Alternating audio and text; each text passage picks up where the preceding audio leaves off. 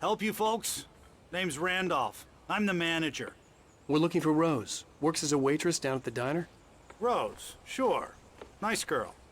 Who wants to know? I'm Alan Wake. The writer, huh? I heard on the radio you were visiting. Well, I'll show you her trailer. That Rose, she's a nice girl. Always pays her rent on time. As I was saying, Al, I found all sorts of weird stuff from the local newspaper's archives. This place is crazy. Disappearances, mysterious deaths.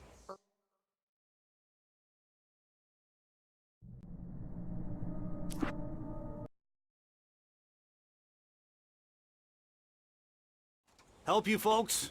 Name's Randolph. I'm the manager.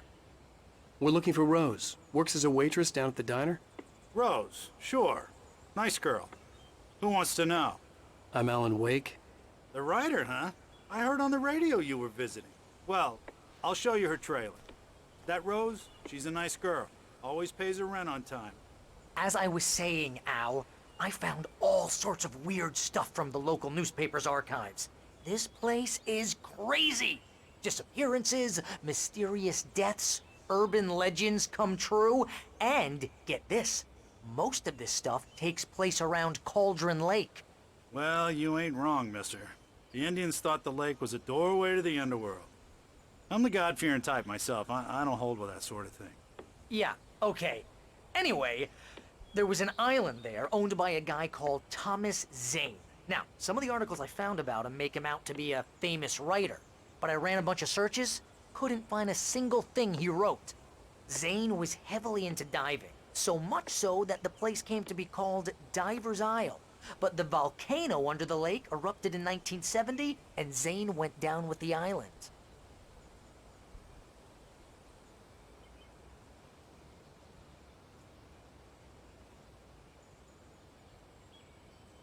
Come on, mister. I'll take you to Rose's trailer.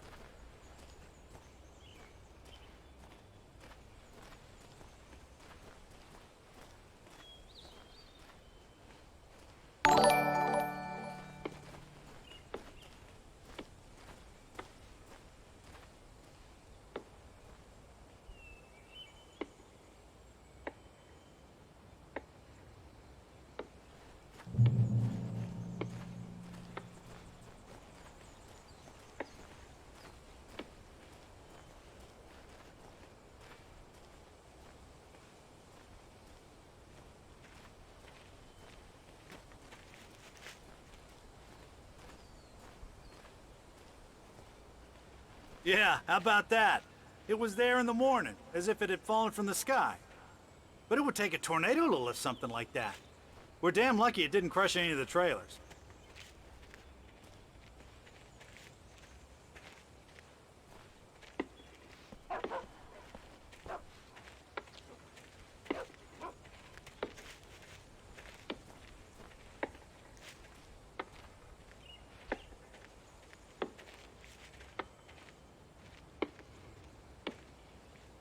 It gets better. A local girl, Barbara Jagger, drowned in Cauldron Lake just a week earlier. They were lovers. Sure, Jagger's a local spook story. The Scratching Hag. Comes for you in the dark. Childish stuff like that. Anyway, Al, I'm just getting to the best part.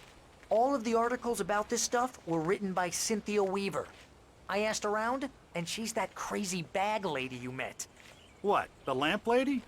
She can be a little loopy, but she's not homeless or anything.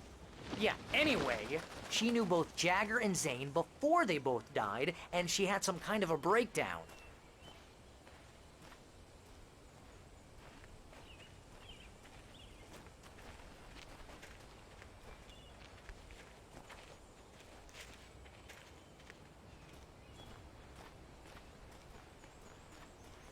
Well, mister, this here's Rose's trailer. You mind me asking what you want with her? We're just here to talk to her, pal.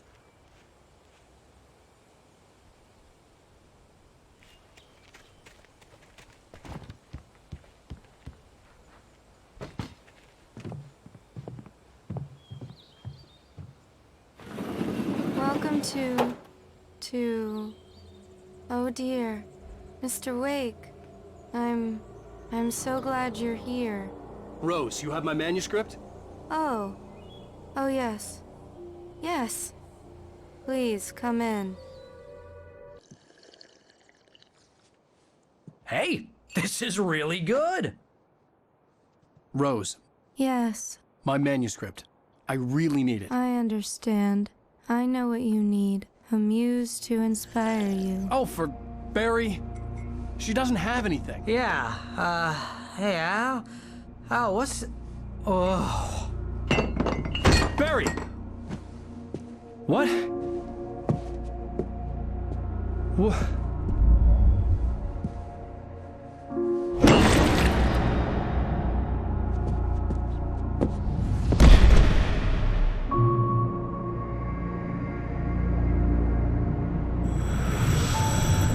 It's coming for you, hiding in my barber's skin. I'm too weak to stop it. You must turn the lights on. I promised I'd come visit you and your lovely wife. You must finish what you started. I insist. You must turn the lights on. Turn the light on. Back to work, boy.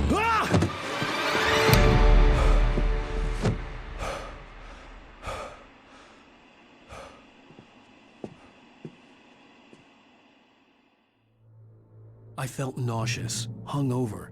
Only anger kept me going. I can't tell reality from dream anymore, but it seems I have an imaginary editor to help me. She's an old woman in a funeral dress. I call her Barbara Jacker. She's very strict. I'm writing faster and faster. My manuscript is being heavily revised. The edits are getting very aggressive, and each day there's less of me and more of her. I hate it, but I know she's right. She promises me I can save Alice this way. She knows more of this than I do. About the complex incantation I'm attempting. About this place. She's worked with another writer under similar circumstances, Thomas Zane. The genre of the story seems to be shifting. It's turning into a horror story. I'm getting close. I can feel it.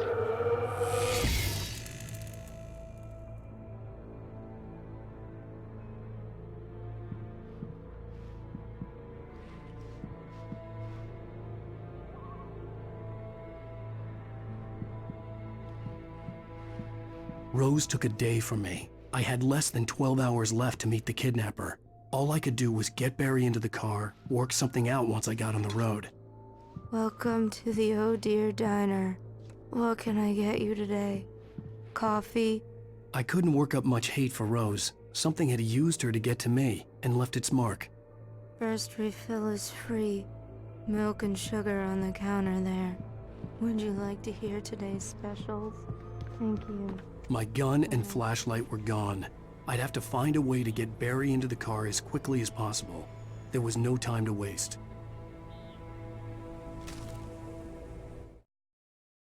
Mr. Randolph liked Rose. That little smile she had. How she was still sweet when life had tried so hard to make her bitter. It wasn't any of his business what she did in her trailer. But those strangers, the writer and his smart-ass sidekick, looked like trouble. And they'd been in there for hours, way past her normal bedtime. He reached for the phone and called the sheriff's station.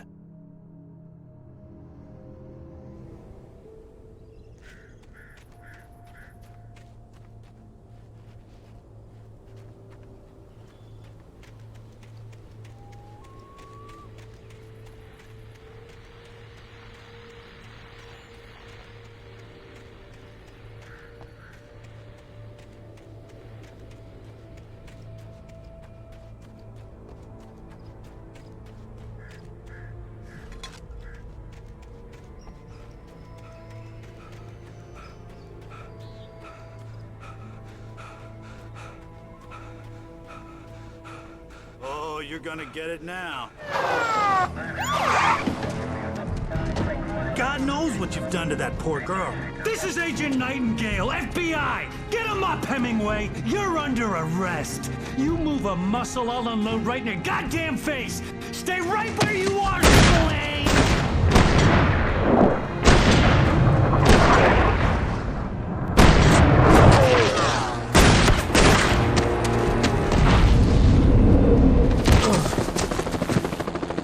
Would I?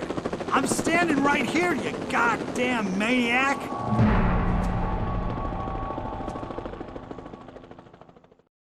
I hated to leave Barry behind, but there was no way I'd miss my appointment with the kidnapper. Give it up, Mr. Wake. Come on. Take it easy now. Get after it! Don't let him get away! Move it! Move it! Move it! I'll have your shot if you let him get away!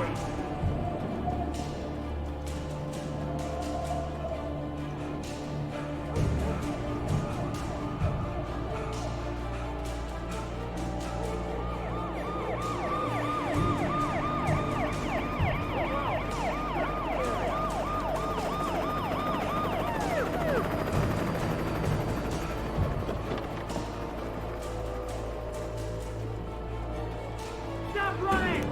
Freeze! Okay, men. Keep your eyes peeled. He's gonna try to make it in here. Damn. Wait! Wait! Wait! God damn it! Where did he go? Mr. Wake! Keep an eye out!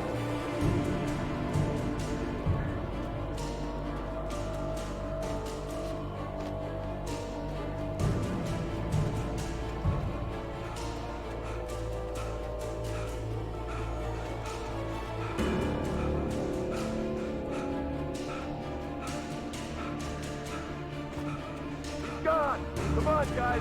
We need to head him off!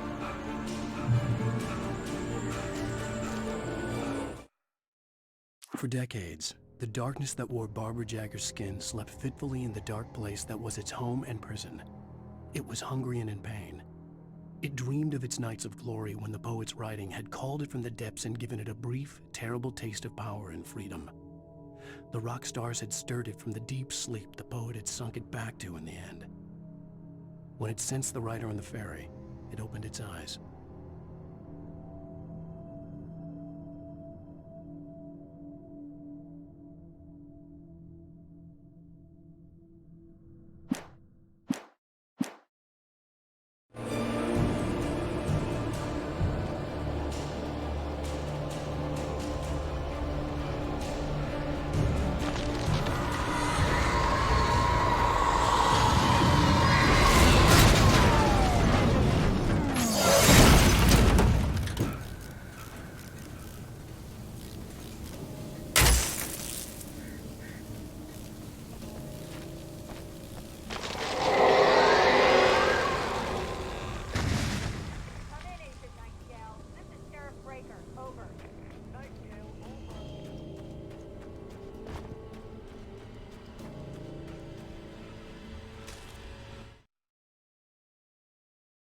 Rose didn't know how the strange old lady got in her trailer, and she looked wrong somehow.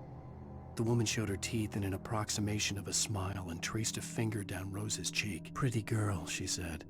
Rose felt as if she was falling asleep, but her knees didn't buckle.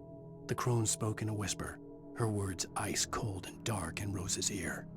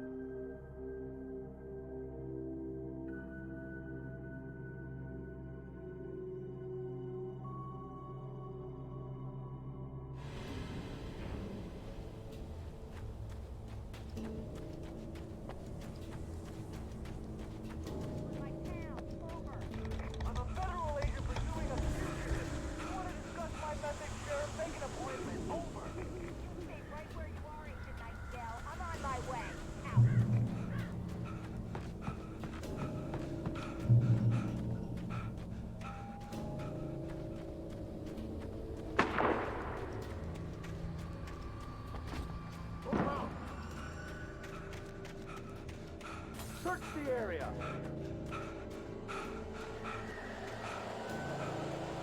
Stay sharp! way! Over here!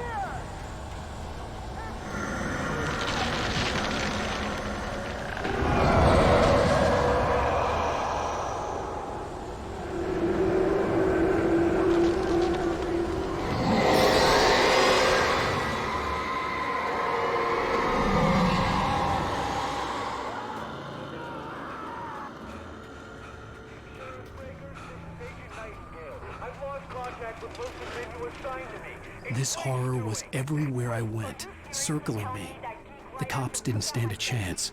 They were after a writer, not a monster.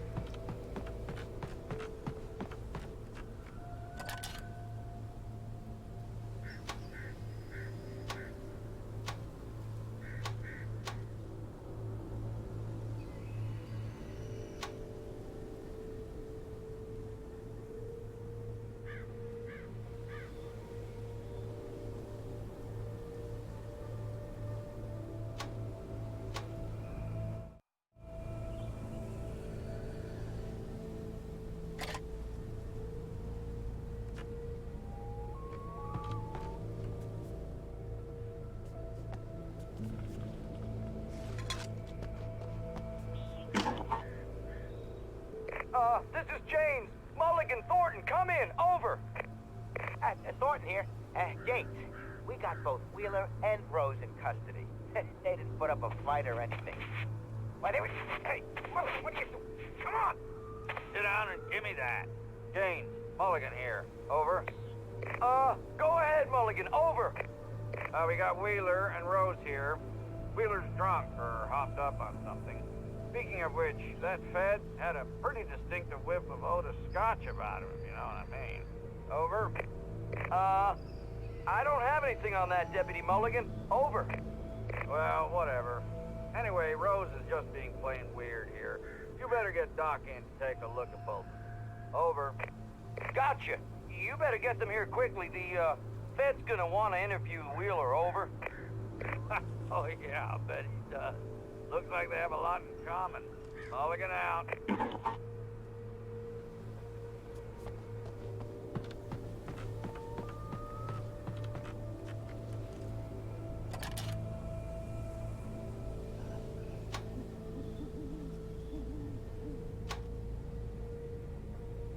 I could see the lights of the radio station in the distance.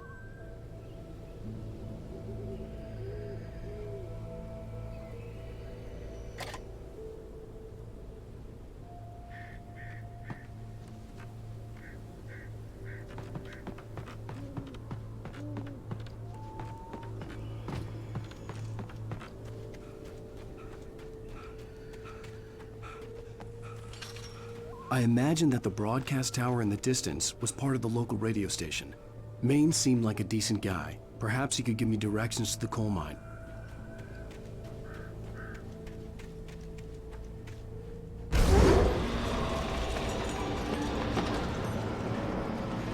Unnatural shadows clung to the gate. The darkness that was after me was trying to stop me.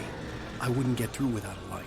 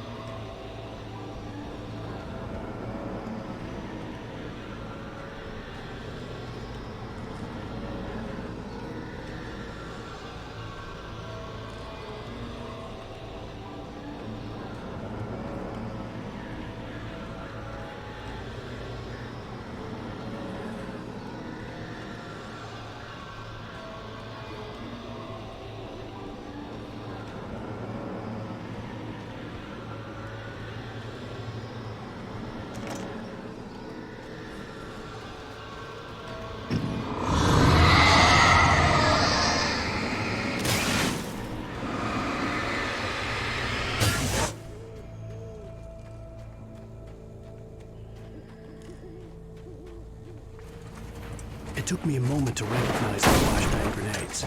They were an ideal weapon for my situation. Team 1, come in. Over. Team 1, this is Sheriff Breaker. Report. Over.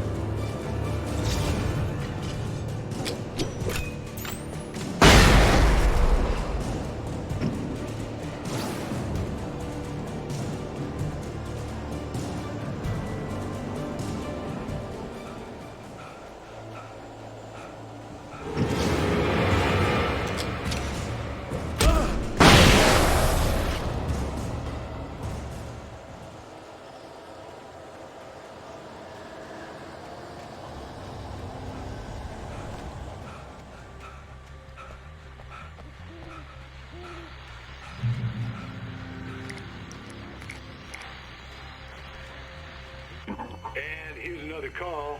You're on KBF-FM with Pat Maine. It's Milt Peabody, Pat. What's on your mind, Milt?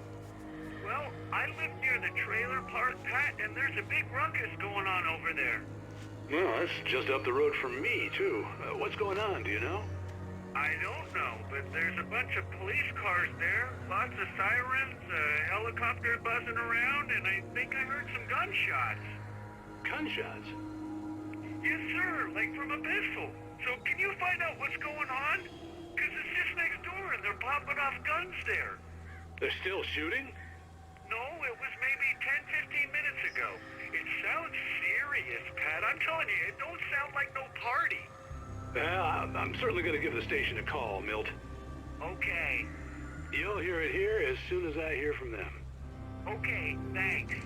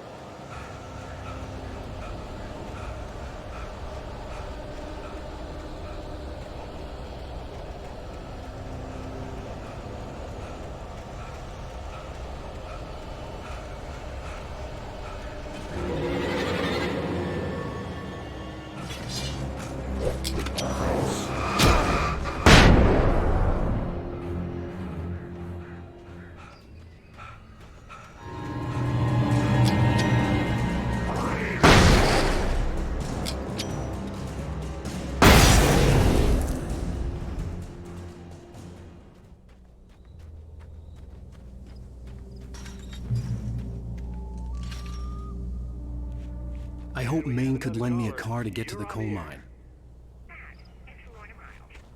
Well, hello, Lorna. What do you have for us?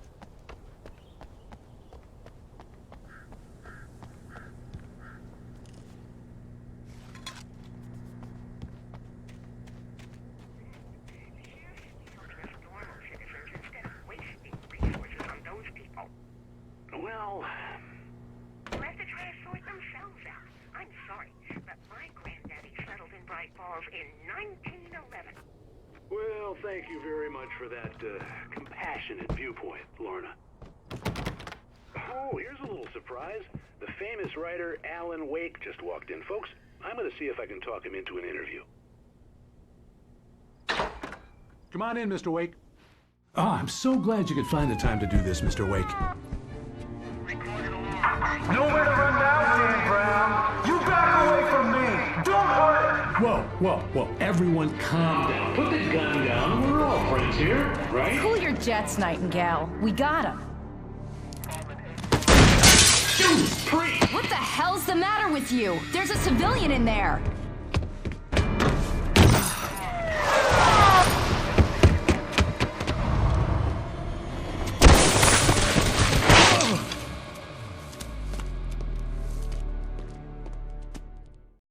I'll get you yet, even if it kills me. You hear me? You hear me, H.P. Lovecraft? I had fallen off so many cliffs it was ridiculous. That's what you get for naming a book The Sudden Stop.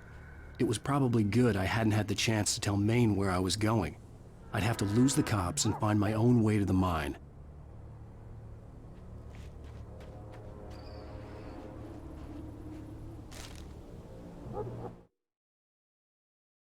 Nightingale stared through the broken studio window into the dark woods. He turned around, started to walk out, but Maine grabbed his arm. "Young man, you almost shot me. You don't shoot off rounds at people like that. What's the matter with you?" Nightingale shook his arm free, marched out. His cheeks burned with rage and humiliation.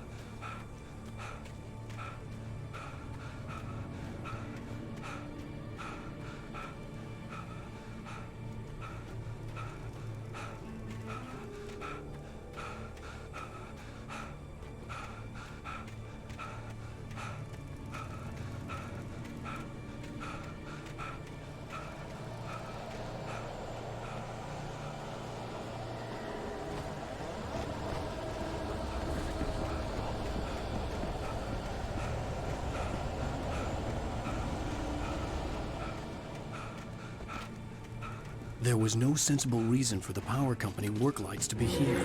It was almost as if they'd been left for someone like me to use.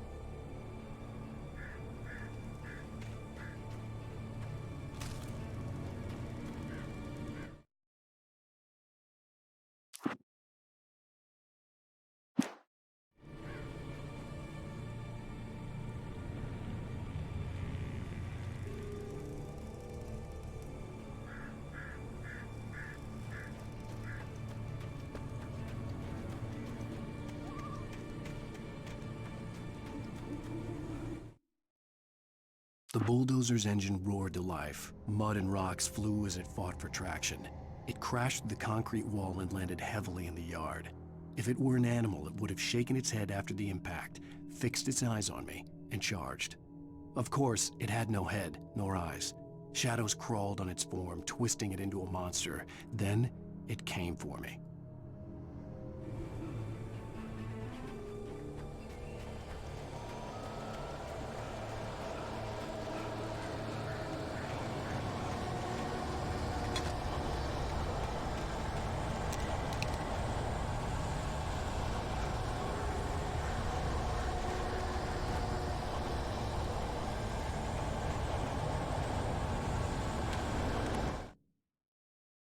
Sarah trusted her gut, and her gut said Agent Nightingale was an asshole.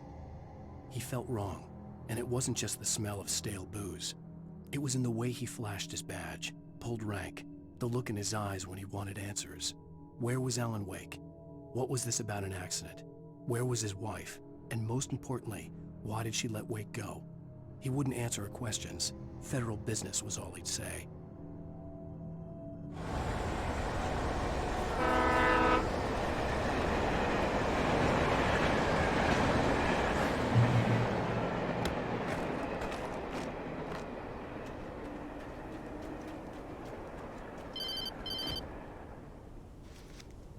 Hello? The most stubborn man I've ever met. Alice? Alice? Alan. Alan. I'm so afraid. Keeps me in the dark. Please help me. I look at you, Alan, and it's not you. Something else. Looking out from behind your eyes. Alice, I'm here. I'm so alone here. It's all gonna go to hell. You need to be careful. Cooperate. The connection had been terrible, but that wasn't the only thing that hadn't been right with the call. She sounded wrong somehow, but she had called me.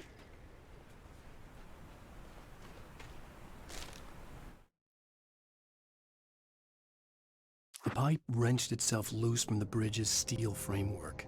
Wrapped in darkness, it floated in midair, twitching. For a moment, I didn't understand what I was looking at. The heavy object lurched at me with impossible force. I threw myself out of the way, but just barely. When I turned my flashlight on it, it shook in a dark rage before it flew at me again.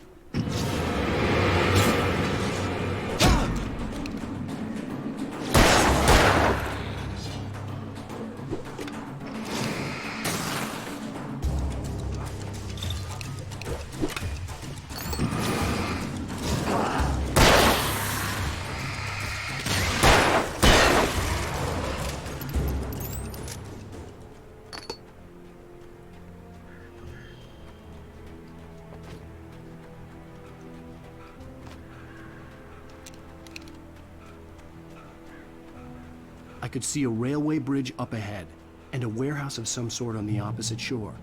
I hoped I could find a car from there.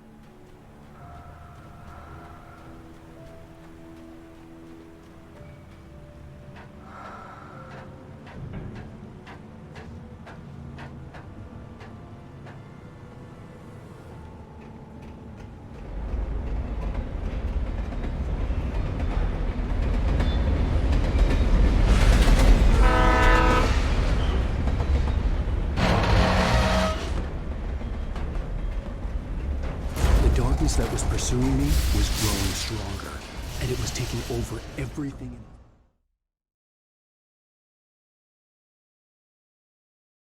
opposite shore. I hoped I could find a car from there.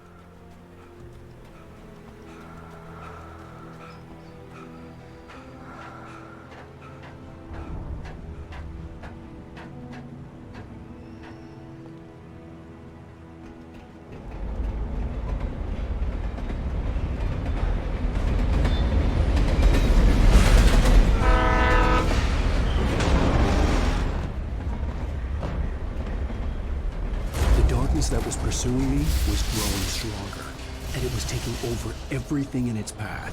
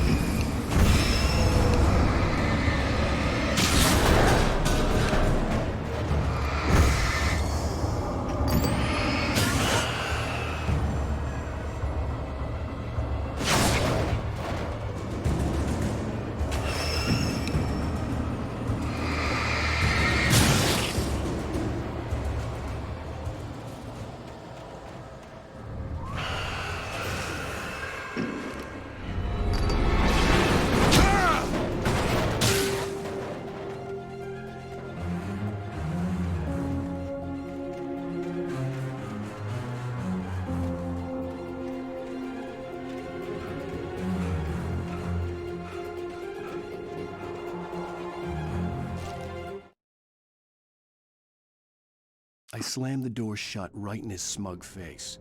He pleaded for me to open the door. True to form, the asshole actually thought I would obey. I had no sympathy left, no guilt either, not for him. I took a moment to savor the scream. I bet I had a smile on my face. It was all that I had time for. The dark presence was inside the lodge with me.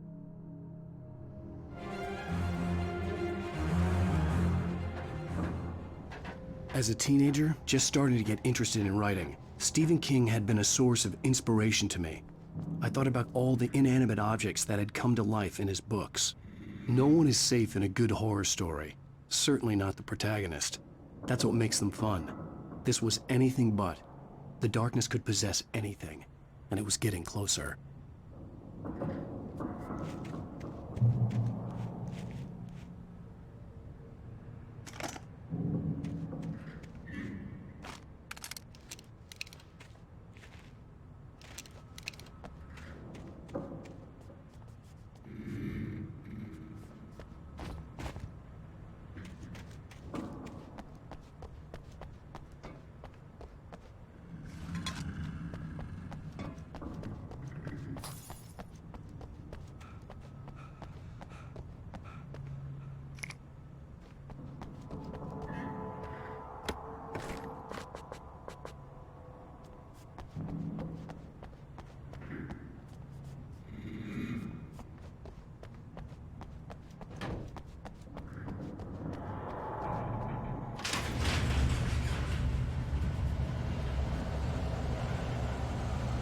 Did you call 911?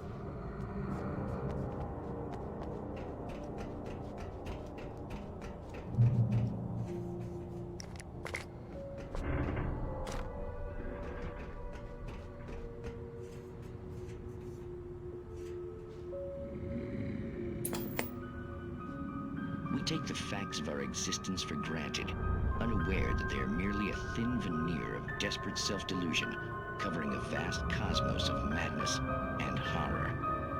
All too often, the stars are right in Night Springs. Tonight's episode, a family occasion. Journalist Alvin Derleth's trip to study the local customs of an insular community in Night Springs has been less than successful. Until tonight. Well, I'm glad you changed your minds about this. Ancient customs, local mythology. My editor loves this kind of stuff. Well, Mr. Derleth, we don't want to feel like we're on exhibition. But you have demonstrated the seriousness of your intent. Oh, I am serious. Really, just do your thing. I'll stay out of your way and observe. Actually, I thought you could assist us. I'm afraid we are a man short. It would provide you with an intimate perspective. Could I really? Of course, Mr. Derleth. Well, I guess that's the least I... What would I have to do? Oh, here. Let me show you with a kiss. What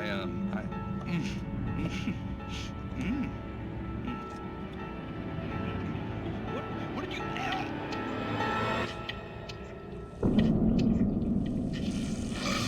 Oh, Mr. Derleth, you have well pleased Nixie Perka, the dweller in flesh. Your body shall host his 1,000 young, and all shall be glory.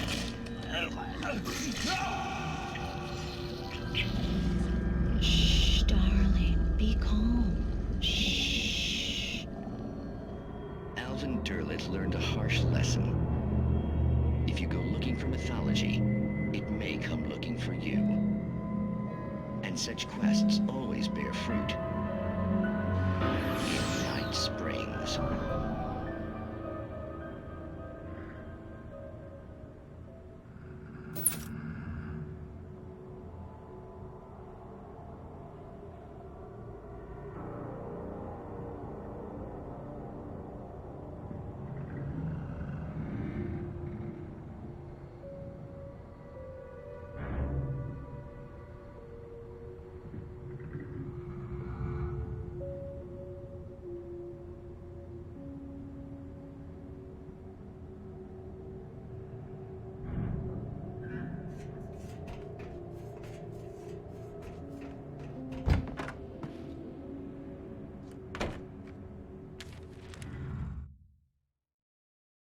The darkness surged towards me, sucking everything loose from the ground into its depths, tugging at my clothes.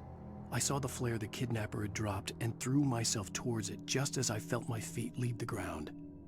The darkness embraced me with the force of a tornado. Somehow I managed to light the flare. The darkness roared and cast me away. I fell toward the dark waters of the lake far below.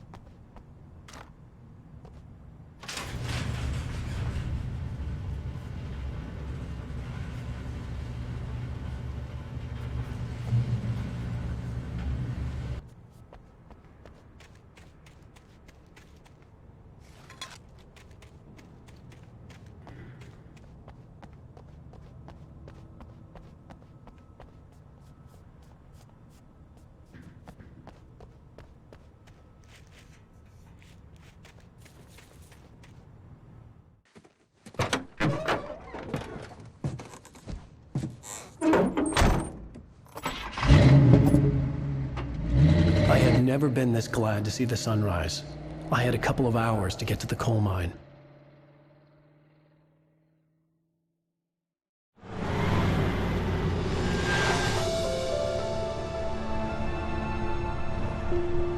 The coal mine wasn't far now.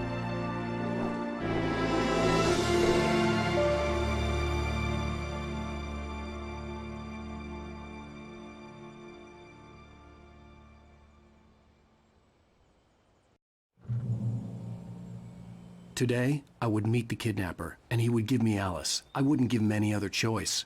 A drowning man will clutch at a straw.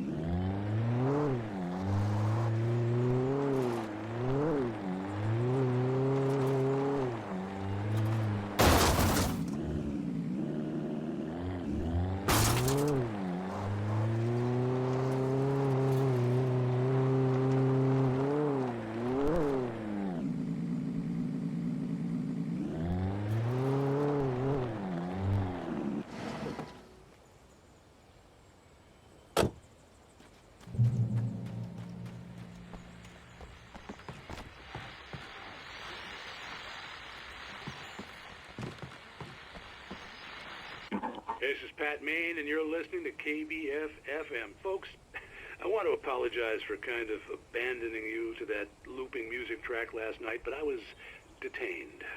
You see, I encountered a big-shot G-man with an itchy trigger finger who could use a lesson in manners and a boot in the ass. Not necessarily in that order either. Now, folks, I know I'm not being very informative here, and I apologize for that. I really should just keep quiet, but I'm just so peeved right now, because some people just shouldn't be carrying badges. I'm just glad that our Sheriff Breaker was there to straighten things out. And if someone I met last night is listening, let me just say, I'm sorry if my mouth got you in trouble. I'm pretty sure you're not the bad guy here. Godspeed, son. I hope you know what you're doing. Now, on a lighter note, I'll be talking to Dr. Nelson all morning. But first, a little music.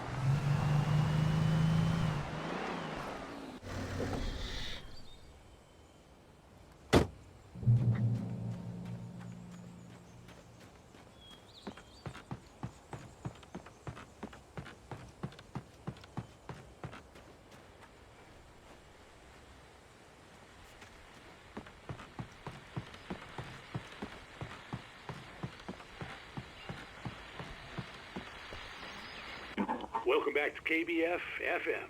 Hope you enjoyed that tune. Now, Doc, you were talking about life and finding that special someone, that soulmate. Well, you were talking about that. I was saying I don't buy it. Well, see, to me, that's strange, because I always pegged you as a hopeless romantic. You got me there, Pat.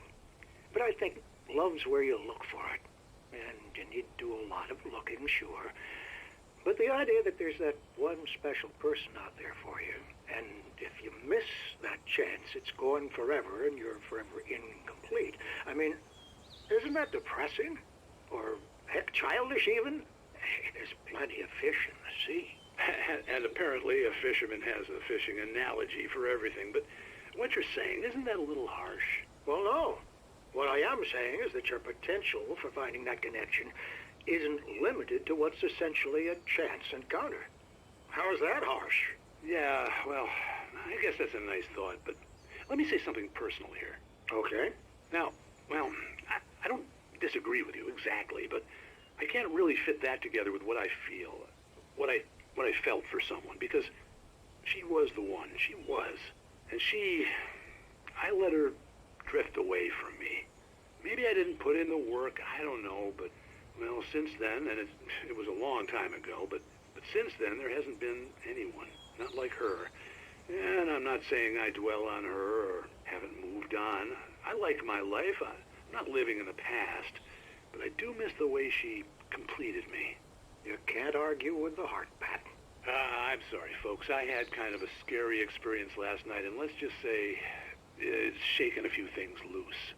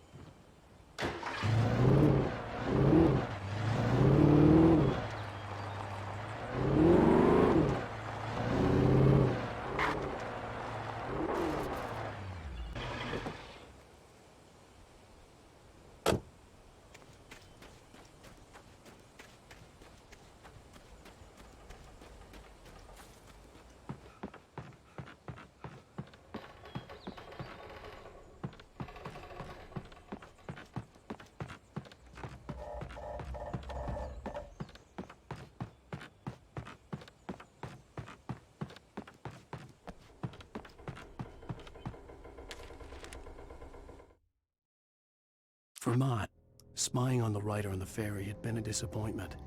His boss had made Wake out to be something special, but Mott hadn't been impressed. He'd gotten a good long look at the wife, though, and he liked what he saw. Mott had fantasized about goading Wake into a fight, but it hadn't happened. Still, he'd get his chance to see if the writer had anything in him. He'd been promised as much.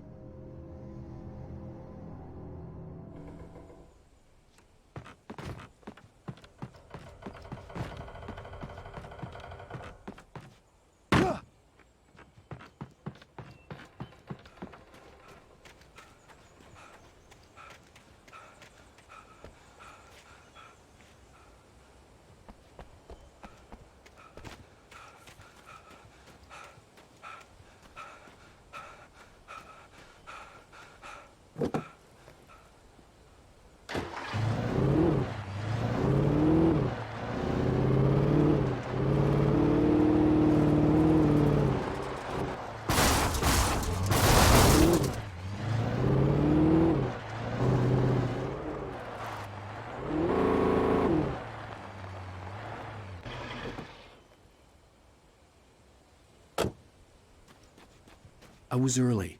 I was supposed to meet the kidnapper at noon in the main building. The coal mine was quiet. It was a museum now.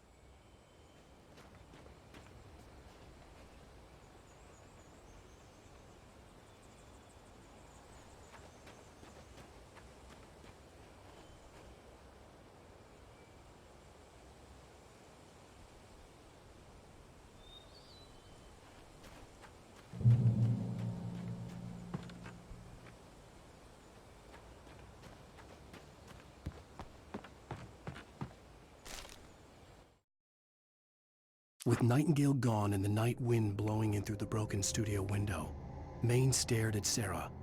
The sheriff looked away. Maine's voice shook with barely controlled anger. That boy's doing more drinking than thinking. I hope you know what you're doing, Sarah. He's got a sickness in his eyes. You take my word for it. He wants Wake for a reason, and it's not for anything good.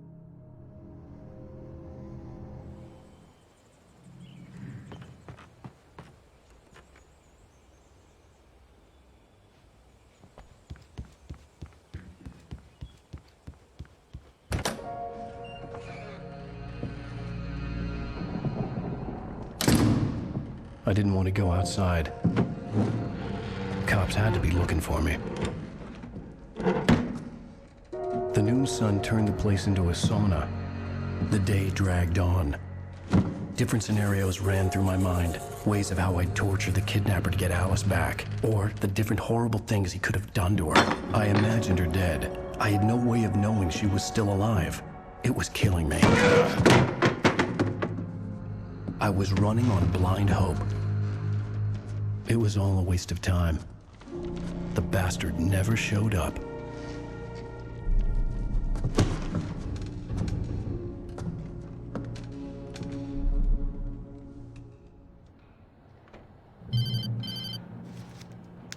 Wake! Where the hell are you? Change of plans.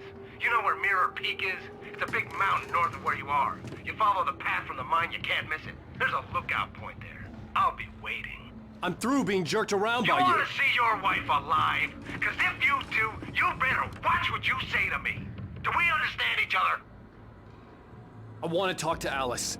Yeah, and I want the manuscript. Don't keep me waiting, Wake. Hello? Hello! Ah!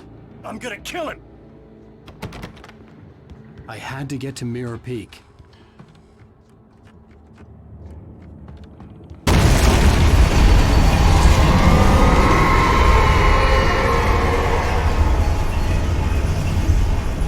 It was close, maybe closer than ever before.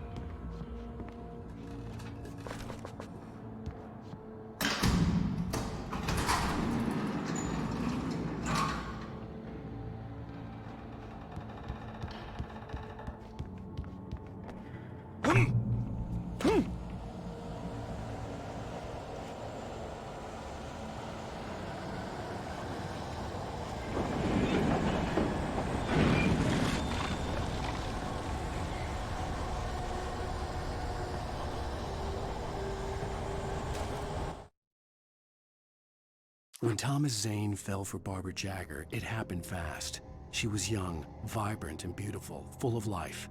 He had never been a very happy man, and without any seeming effort, she had changed all that. Zane felt good for the first time in his life. Everything she did was another piece of a jigsaw puzzle he hadn't even known he'd been missing. And best of all, she made the words flow, strong and sharp. She was his muse.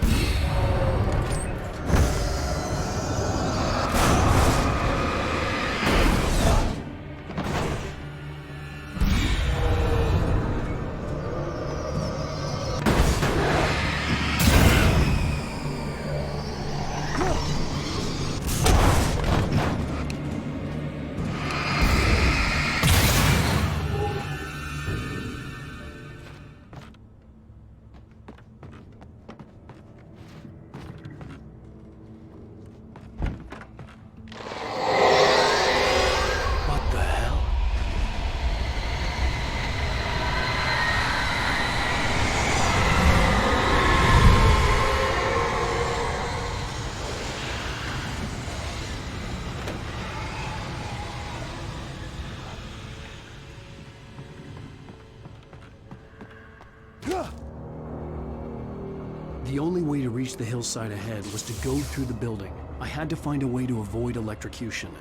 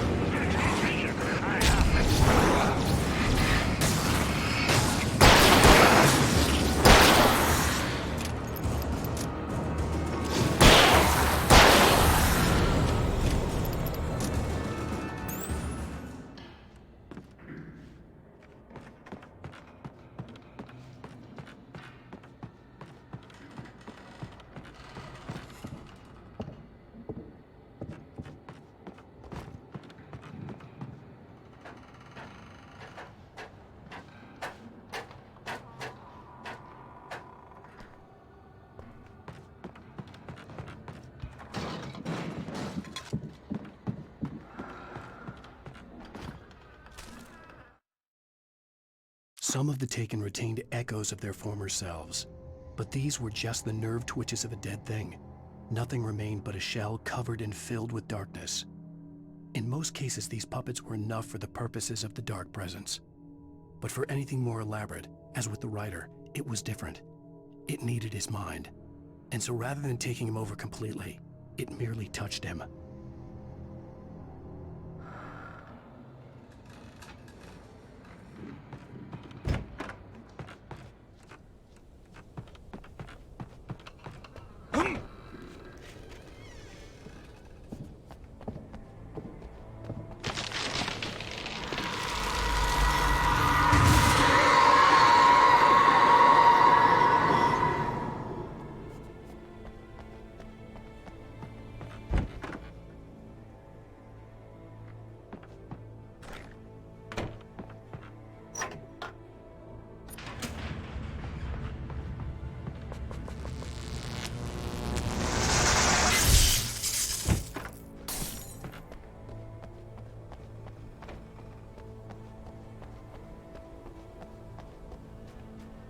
There was no way the flashbang grenades were standard power company equipment.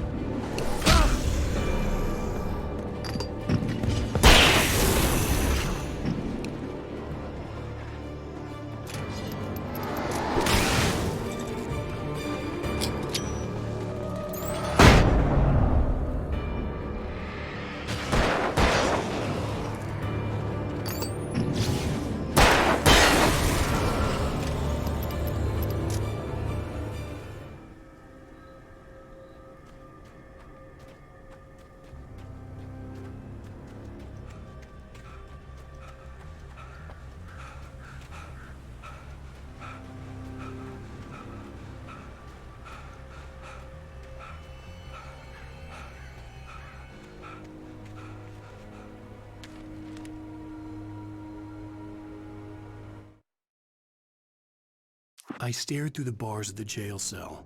Barry stood behind me, swaying on his feet, looking as ill as I felt. Agent Nightingale stood on the other side of the bars with Sheriff Breaker. Nightingale had a stack of manuscript pages in his hand. He seemed unhinged as he gloated. "Well, I've got you now, Raymond Chandler. It's all here. All the evidence, including conspiracy to murder a federal agent."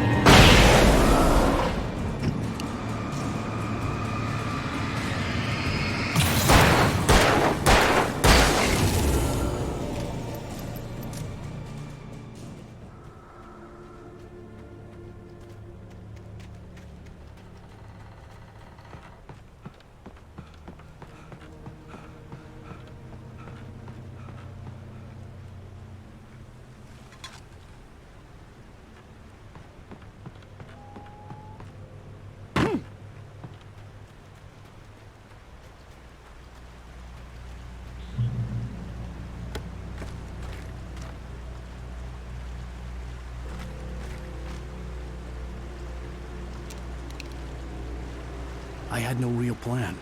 I was going to give the kidnapper all the manuscript pages I had for Alice. If that wasn't enough, I'd hold him at gunpoint and make him talk.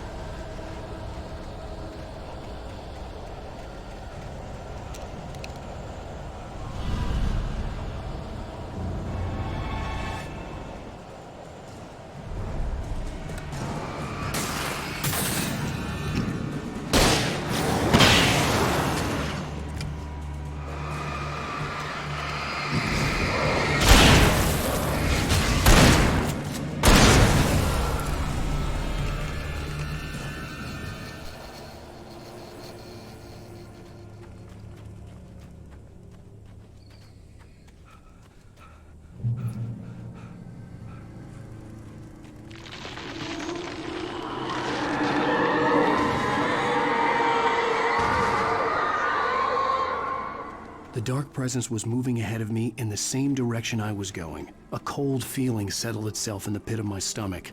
Was it going for Alice?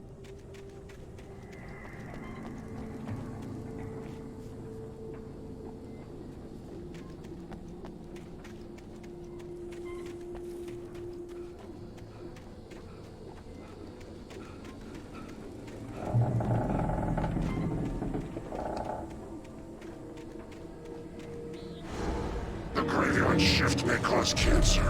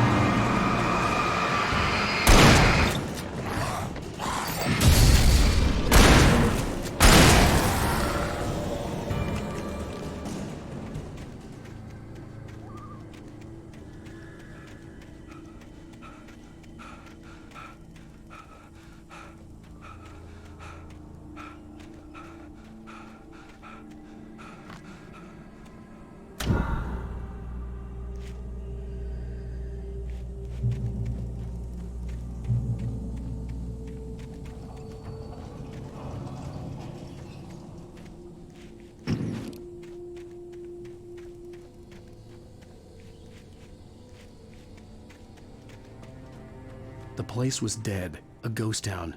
Had been for decades, maybe a century.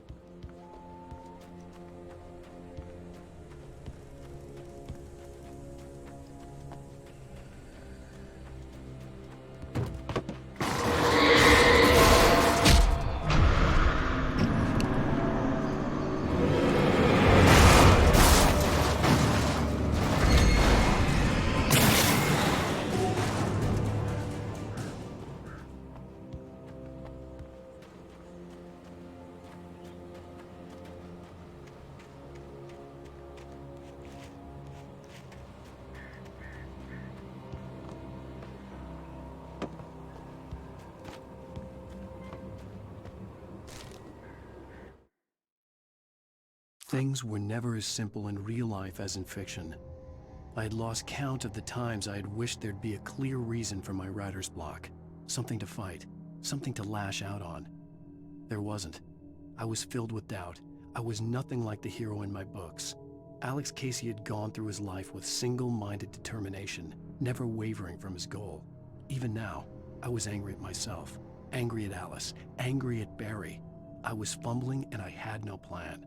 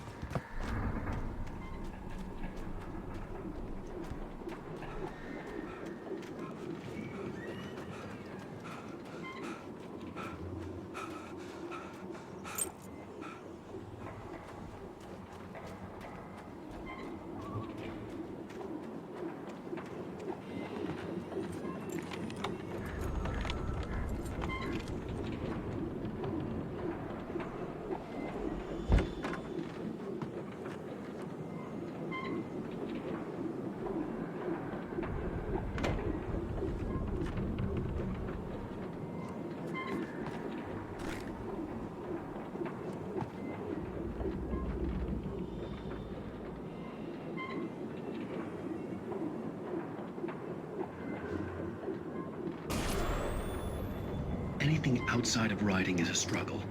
I feel ill. I managed to make my way downstairs. There's a shoebox filled with books and papers by Thomas Zane.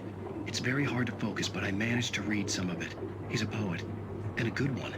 He writes of muses and creators summoning fabulous things from a magic lake, using his powers to shape the world of a realm of gods and dreams and demons, dark things that wait for a chance to slip through, wearing the flesh of men as disguise.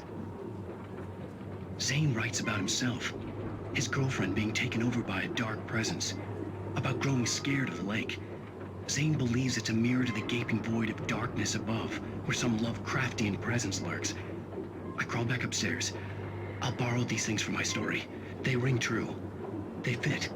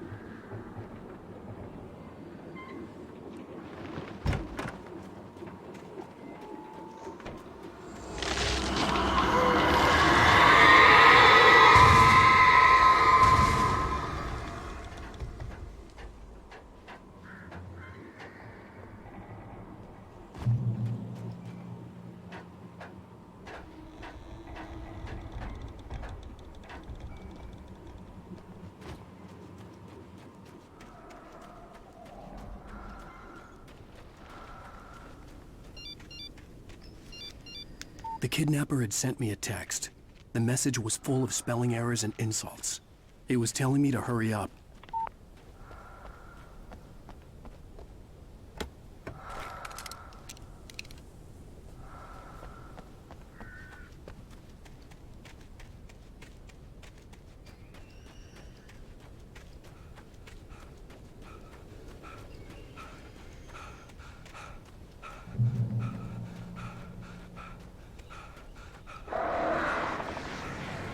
Birds.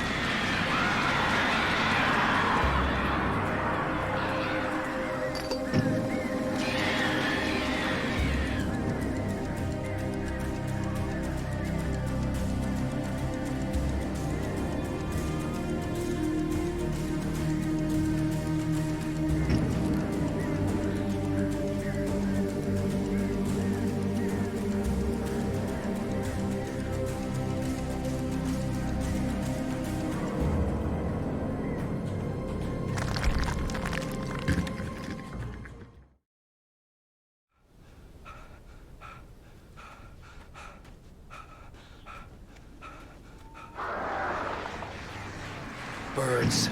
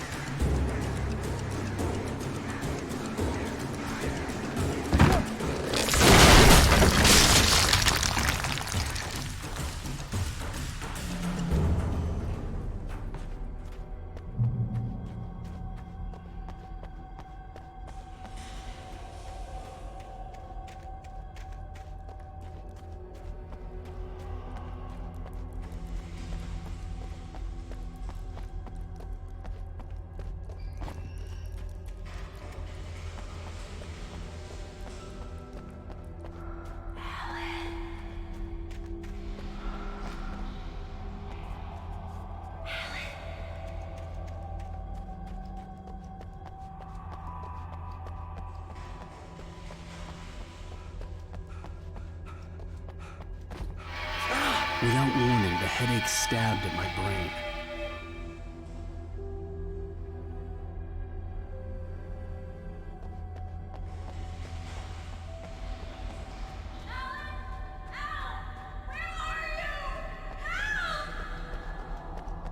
Alice? Alice!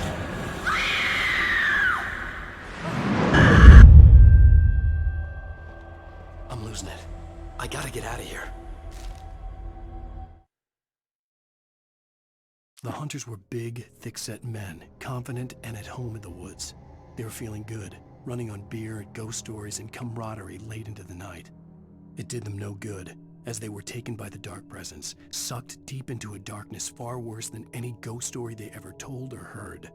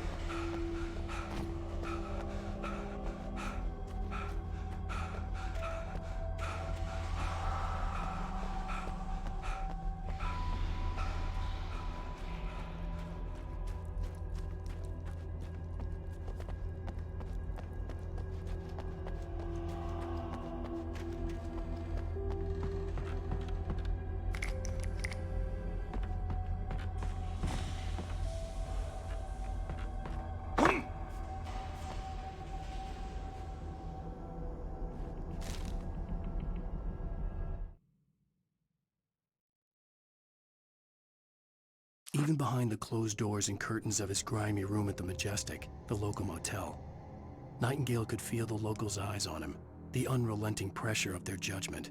He forced it out of his mind. For all he knew, they could all be under Wake's spell already. You do what you have to do to get the job done. He took comfort from the bottle in his hand. Please, he thought, just let me get through this.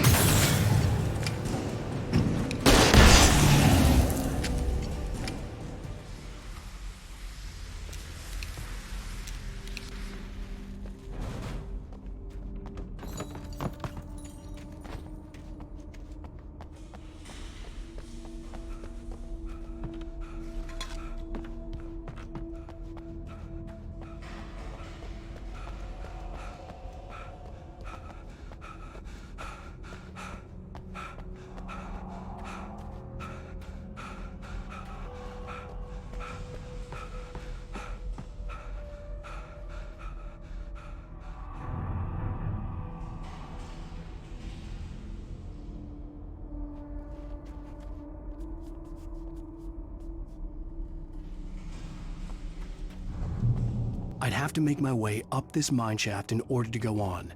Maybe the machinery could help me with that.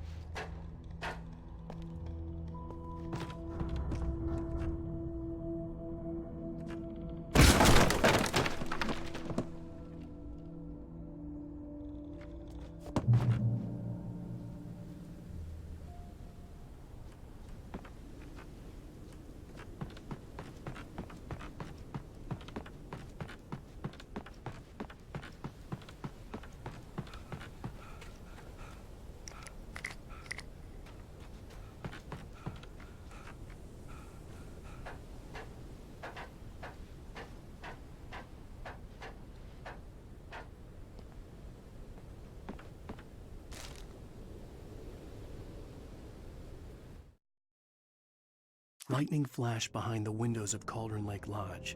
Tor Anderson laughed and held the steel hammer above his head. Nurse Sinclair was trying to calm him down without success. Tor grinned madly and shouted, "My hammer's up. Here's a friendly poke from Molnir, wench." He brought the hammer down with all his might on Sinclair's head. "We're on a comeback tour, baby."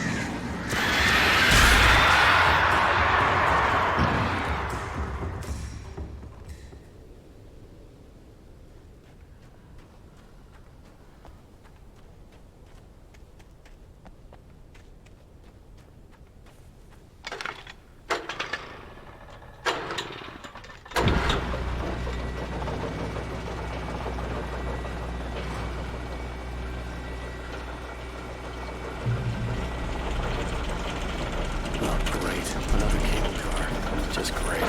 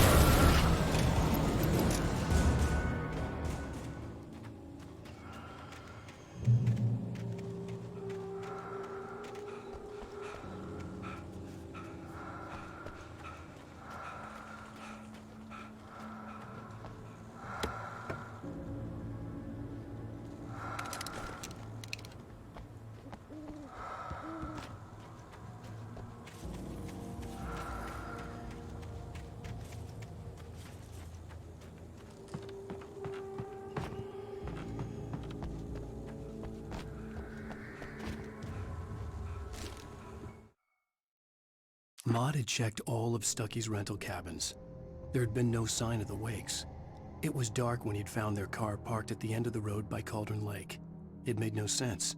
They must have taken a wrong turn, but there was no sign of them, and the car had been there for hours already. Frustrated, Mott stood on the rotten ruin of the footbridge that had once led to Diver's Isle before it sank beneath the waves years ago. The boss wouldn't be happy.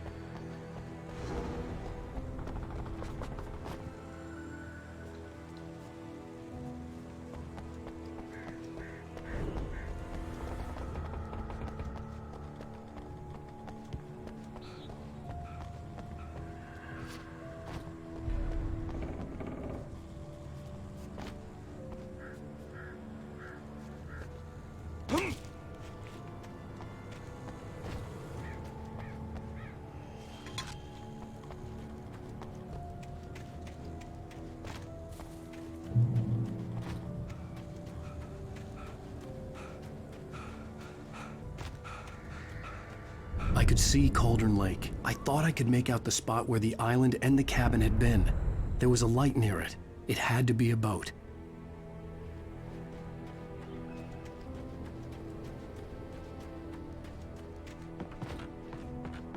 I was close now. I had to get there fast.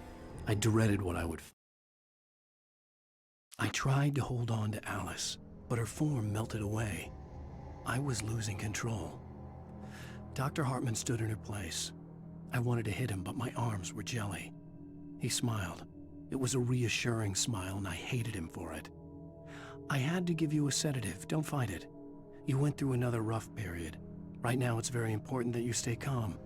We don't want you to have another episode. You're a patient at my clinic. Have been for a while now. And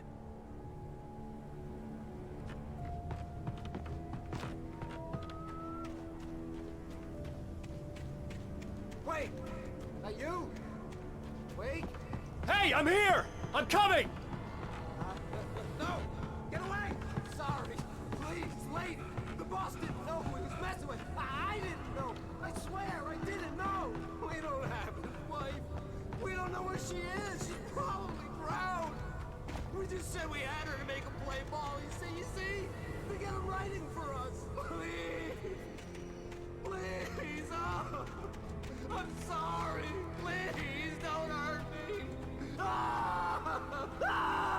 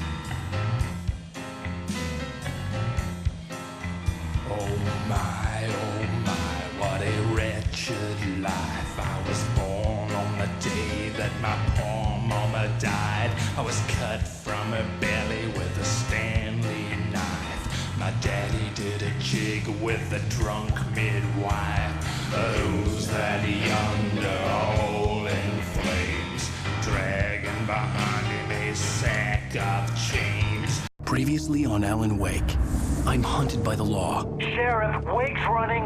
I'm giving chase. Are you seriously telling me that writer just took out my deputies? A thriller I supposedly wrote is coming true.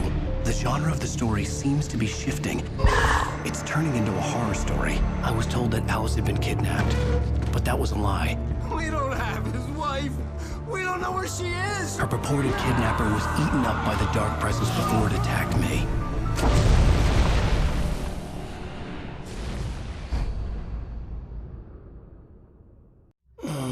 Alan, shh, baby. It was just a nightmare. Alice. There you go, Alan. Hartman, I fell. I had to give you a sedative. Don't fight it. You went through another rough period. What? Right now, it's very important that you stay calm. We don't want you to have another episode. You're a patient at my clinic. Have been for a while now. The shock of your wife's death triggered a mental illness. No, you're lying. You're suffering from various symptoms of undifferentiated schizophrenia. Bastard. It's okay, Alan. Just let go.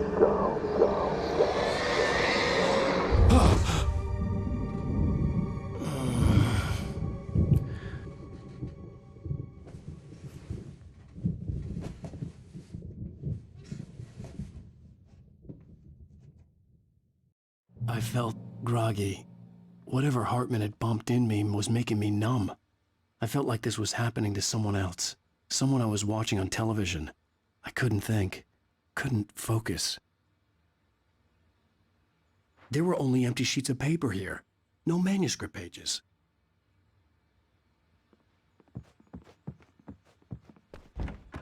The door was locked. I was a prisoner here. Good evening, Alan. Are we feeling better now? Feeling calm? Yeah, I see you brought your pet gorilla with you, so sure, I'm calm. I get the message, loud and clear. Quite right. That's the spirit. You're being very brave, Alan. I understand you're confused. I would be more concerned if you weren't suspicious of me. I don't blame you for it. Big of you. Now, why don't you come with me? We'll reacquaint you with my clinic and go over everything you might have forgotten. Little walk and some fresh air? Yes, it will do you good. This corridor is for patients. Most of them aren't here right now. Jack took them out for a fishing trip, except for the ones who are particularly vulnerable, of course. I encourage creativity as a part of the recovery process here at Cauldron Lake Lodge. I specialize in treating artists. I bet you do. Splendid, Alan. I honestly believe we can get this thing under control if we work together. This way, Alan.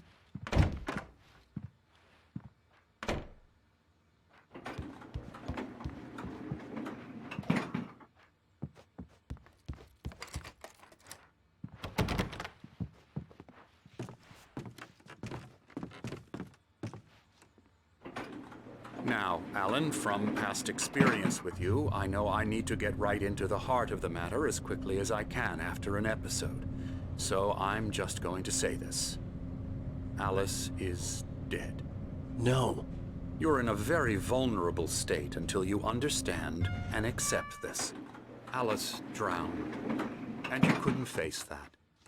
You're suffering from hallucinations, paranoid delusions, unusual thinking, an obsession about light and darkness, a feeling that everything revolves around you, your thoughts and dreams. Your mind has constructed an elaborate fantasy scenario in which your writings are affecting reality. She has been kidnapped and supernatural forces of darkness are trying to stop you.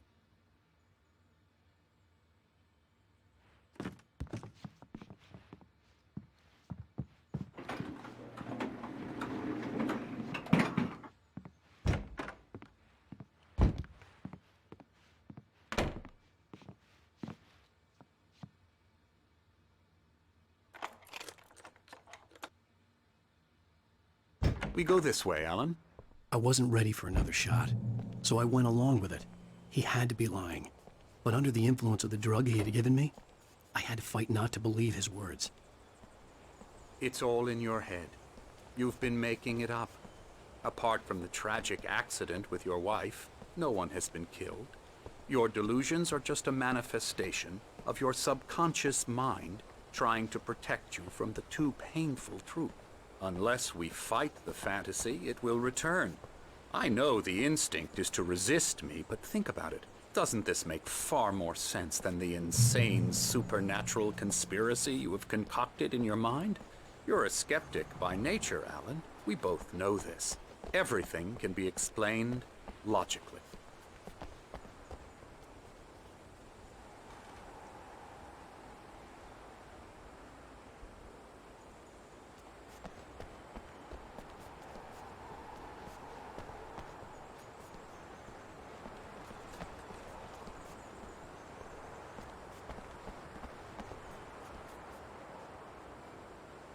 I never get tired of this view. Very inspiring, isn't it? Cauldron Lake spread below us. I could see Mirror Peak on the other side of the lake. I thought I could make out the spot where Diver's Isle had been when I arrived with Alice. Now there was nothing but waves. It seems there's a storm coming. Funny, I don't recall there being a mention of that in the weather forecast. Well, no matter. This way. Follow me. Alan, what I'm telling you is good news. Right now, we're in control. Every time you have a relapse, it gets more and more difficult to resurface from the dark depths of your imagination. Not surprising, considering your profession. Imagination is what you work with. After all your nightmares, this should come as an immense relief to you. If it doesn't, why is that? Because I'm lying? Or because you don't want to admit that you're not well? It's very natural for you to think of me as your enemy. It's part of the illness. I let him talk. After all, Hartman obviously loved his own voice. His words echoed madly inside my head. But I can't I dug my do it nails by into the myself. palms of my hands to stay You focused. need to work with me. Once you accept that, we can begin the journey towards your recovery. Come along. Let's go inside.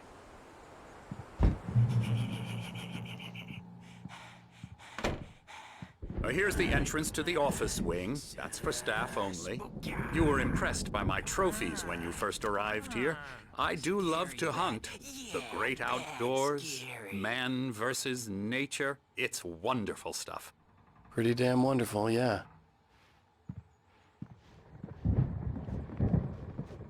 Scary, scary, scary.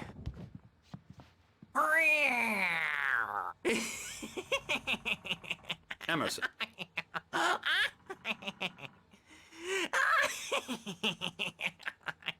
I'm a real bad dream, mister. You should be afraid of me. Don't want to run into me in the night, that's for sure. Please, Emerson.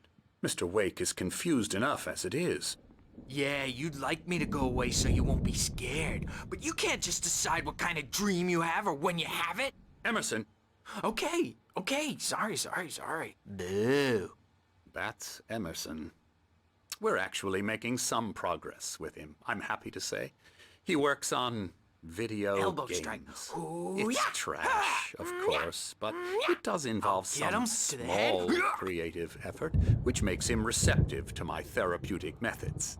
No kidding.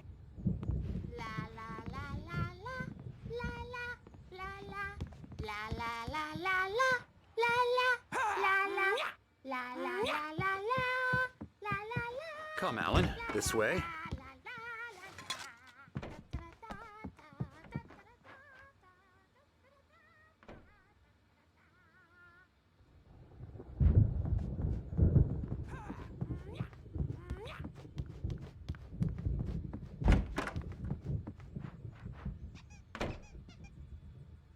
Now, you might have noticed the typewriter in your room. You've been writing as a part of the therapy. As soon as you feel up to it, you should continue. My rheumatism's killing me. There's a storm coming. Oh, what a storm. I hope it wipes this place off the face of the earth. And these two are the Anderson brothers, Odin and Tor. They had how should I put this? A heavy metal band in the 70s and 80s called Old Gods of Asgard. They even adopted new first names to complete the image of Viking gods. After the band broke up, they lived on a farm nearby. They are, well, in advanced stages of dementia. They're well cared for, TLC and all that. There's nothing more that can be done. I'm afraid that the rock and roll lifestyle has left its mark. Oh, that won't do. I'm so sorry to cut this short for now, Alan. The power has been acting up. I'd better go check on it. We'll continue this soon. Meanwhile, when you feel up to it, return to your room and try to write. It really is for the best. Don't you think? I'd like to bash his head in with a hammer. Oh, he'd love to fish out our secrets, but he has no clue. He's not crazy enough. Not crazy like us, Sonny. Yeah! Being crazy's a requirement, Sonny. Who else could understand the world when it's like this? It takes crazy to know crazy. That's the sanest thing I've heard in a while. Say, you're all right, Tom. Hey, we like him, don't we, bro? He's got to go to the farm. The Anderson Farm. Valhalla! We wrote it down lest we'd forget. A crash course. All you need to know to get your head right. You need to find the message. Here, Sonny, here's something for you. Gave me a rash, but I kept it safe from these bastards.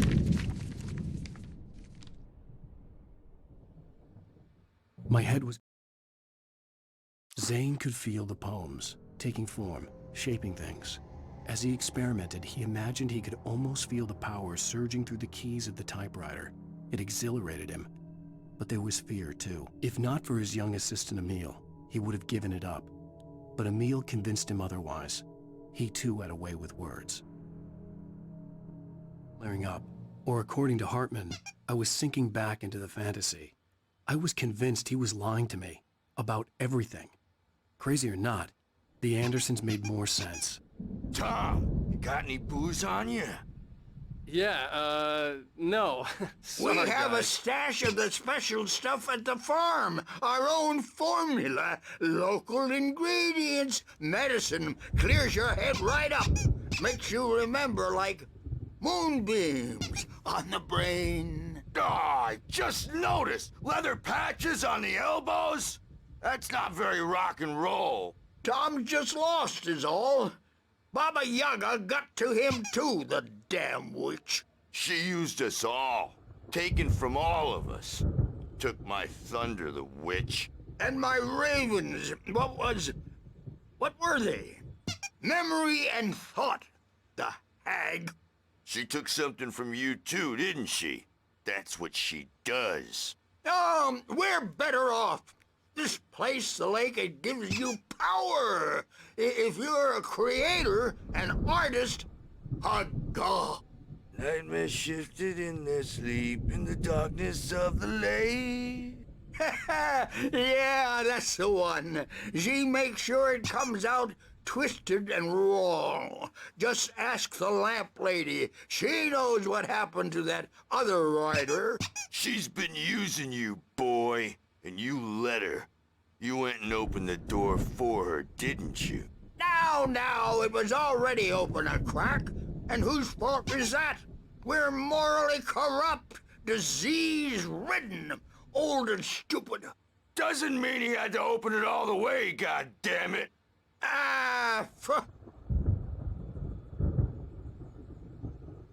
So tired. Built the farm close to the lake. A place of power.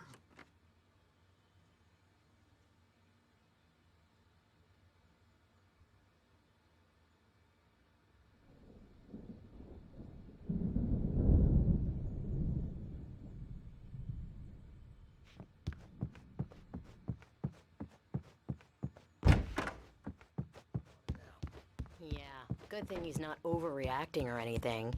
Well, he's the boss. I may need a hand here later on, Birch. The storm's bound to make you-know-who jumpy. You know how they get. Gotcha. The doc's got me looking after Wake here, but holler if they get too rowdy. I'll do that, Birch. Hey, Wake, why don't you humor Dr. Hartman and give the writing a shot, huh? The typewriter's in your room. You can get to your room by those stairs, Wake. You can't wake up. You can't hurt a nightmare because all dreams are only imagination. They're only... Oh, hello. I've painted you. Okay. I was just struck by inspiration a couple of days ago. Dr. Hartman wanted me to paint landscapes, and that's what I was doing. But now I've been doing these things, a lot of them. The images just keep coming. Dr. Hartman likes them. He has them in his office. Yeah? He's very proud of me. He says I'm getting much better. I think I'm Hartman getting wanted better. me to write. I knew I couldn't, but I figured I should just play along for now. It was the only thing I could do with Nurse Birch watching me like a hawk. Miles, my nightmare is the writers who want to make everything from the characters.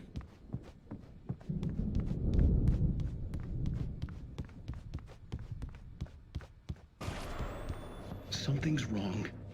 I'm not myself. It's hard to think that there's a shadow inside my head. I can only focus on writing. Everything else is a blur. I'm trapped in this cabin. Have been for days, but it's always dark outside. My editor is real. I saw her again. She's not human. It's not human. A dark presence is wearing the old woman's face. She was covered in clinging shadows. There's a hole in her chest where her heart should be. I think I've made a horrible mistake. I don't think I'm any closer to saving Alice. It's been lying to me, using me to get the story it wants, and the story will come true.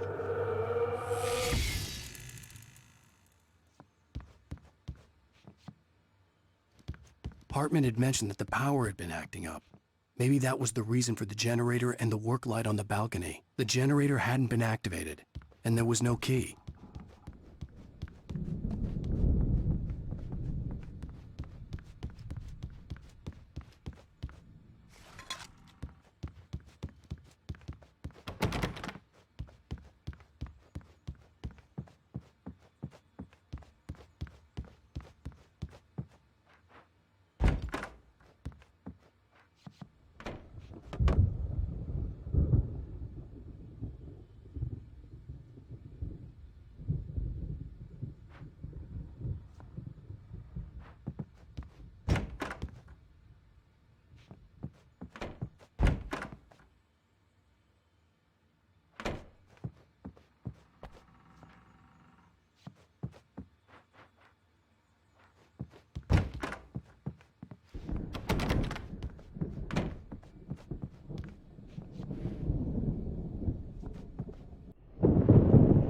The white glare of the blank page in front of me hurt my eyes.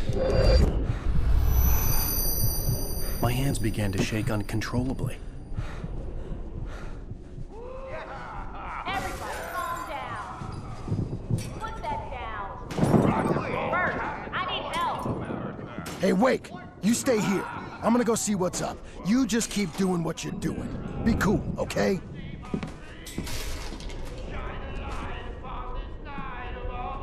I didn't know what the chaos was all about, but it could be my only chance of getting out of here.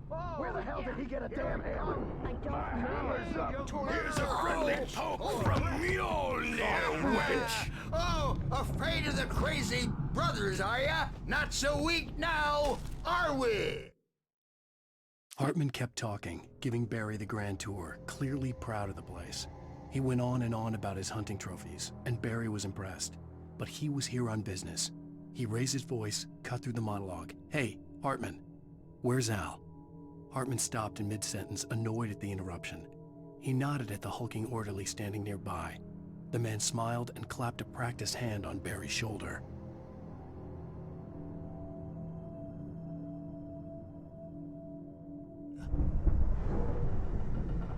Well, things are unraveling fast, aren't they? Ha ha! Nah! Sinclair looked bad. That wasn't a love tap. The crazy old fart hit her hard. If she was one of Hartman's goons, she had it coming. I had to get to Hartman's office. He had taken all my manuscript pages. That's where he'd been keeping them. Come out and face the music, Birch! It's time to pay the piper!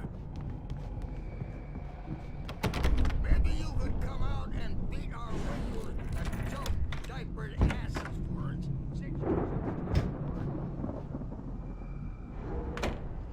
The markings on the tape said they were recordings Hartman had made at the sessions with his patients. I saw Alice's name on one of them. For a moment, I couldn't breathe right. Hartman wasn't happy. Mott could see it in his eyes. He quickly lowered his own. He had made a mess of it, and he knew it. The shame of failure was hard to bear. He hadn't expected Wake to say he needed more time, and he blurted out 2 days. Less than Wake had asked for to show him who was in charge. But that wasn't part of Hartman's plan.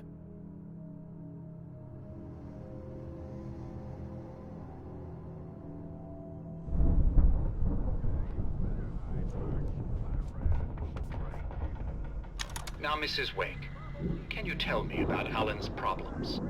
He's more and more out of control all the time. The parties, he's so angry all the time. He's getting violent. Do you mean with you? No, not with me. No, never.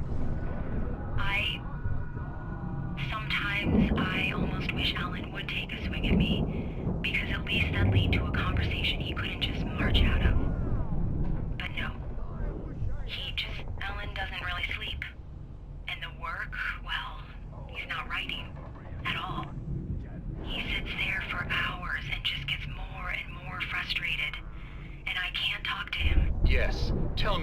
Wake. What would you say to him if he'd listen? I don't know. I want to say, I look at you, and it's not you. Just some stranger who resembles you. Looking out from behind your eyes, and I don't like that guy much. And now it's all gonna go to hell. But you don't ever say this. No. I've tried, but he's not listening. He's too deep in his own problems, always going on about something else. I'm so afraid I'm gonna lose him, and we're not even talking anymore. He doesn't let me in anymore. He just keeps me in the dark. I'm so alone here, even when he's home. Please help me, Doctor, because I'm at my wit's end. Well, if you can just get him here, I'll absolutely do my very best. Yeah, but Doctor, you need to be careful with him. He's not just going to listen to you and cooperate. He's the most stubborn man I've ever met. Well, I'll be sure to bear that in mind. Hearing her voice, what she was saying made me happy and sick and guilty all at once. Worst of all, I recognized the words. The phone call from her. It had been a cut-up of this. Just a recording.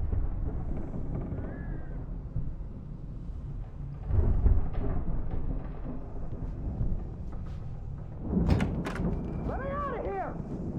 Hartman, do you hear me? I'm gonna stew your crazy quack ass to shreds! Barry? Ow! About time!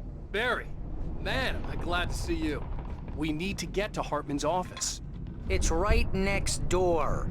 You okay? Yeah. I mean, no! The cops found me at Rose's trailer, but they didn't hassle me too much. I'm obviously a victim in this, and I demanded to be treated as such. Or else I'd sue their asses. Speaking of asses, that Fed gave me a real hard time, but I had no clue where you were. That guy's crazy, Al. But he let me go, and then I get a call from Hartman, that son of a bitch, who tells me you're here, and I should come pick you up, but when I got here, 2 goons clobbered me and stuck me in there. What's with the cutout? I stole it from the diner to piss off Rose after what she did to us. That'll teach her. Yeah, that's a harsh punishment. Come on, pal, we gotta get going.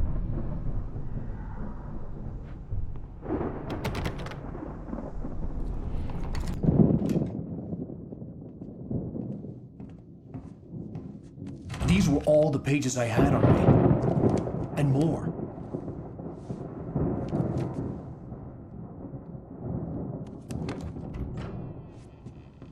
Alan, please. You're sliding back into the... Tell me one more lie and I'll shoot you in the face. Ah, well, it was worth a shot. Really, Wake, come on. Let's work together on this. You have no idea... Hartman, shut up! Barry, get out of here. I'll catch up with you. Get a car. Oh, Al, let's just... Go! Wake, listen to me. This is a mistake. Don't you see? Together we can create something absolutely wonderful. With your ability and mine.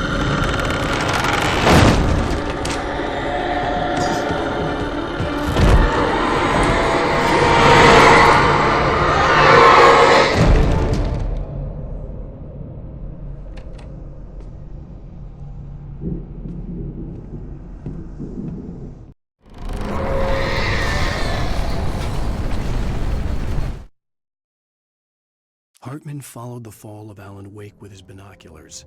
When the rider hit the water, he ordered Jack to take the boat to him. The spot was easy to see in the dark, even with all the extra lights in the boat. The flare floated and kept burning even in the water. Jack turned the radio louder as the engine sputtered. The music was rough and clanking, something the Anderson brothers would no doubt have enjoyed. But Hartman chose to ignore it. Wake was finally within his reach. The dark presence would be on me in a moment. I had to find a way out.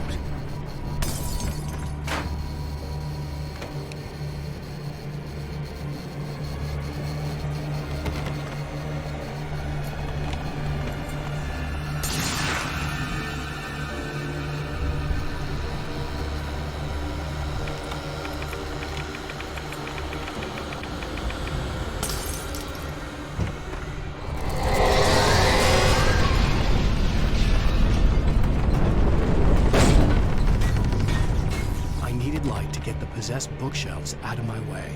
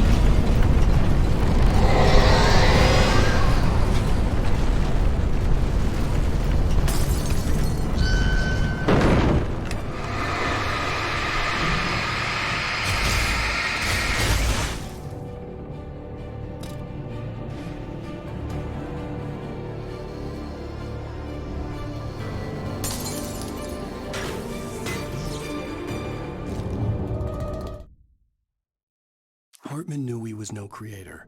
He had no ambitions on that front, and he certainly didn't want to end up like every artist he had worked with here, damaged in ways that were hard to describe, or worse. It was enough for Hartman to maintain creative control and provide direction, to be a producer. That was what most of these people were in need of anyway. Of course, suitable subjects were few and far in between.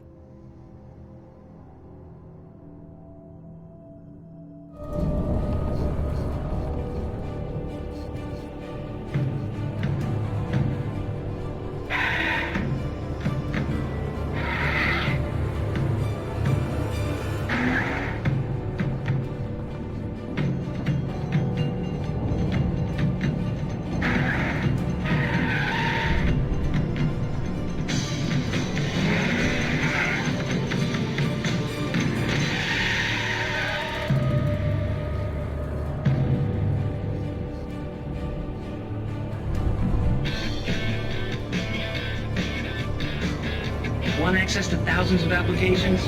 Verizon Wireless has you covered. Check out the latest games. Discover new music and old favorites. Social networking, sports scores, news. It's all at your fingertips. No matter what you're into, Verizon Wireless can satisfy your never-ending appetite for apps. Check out VCast apps and load up your phone.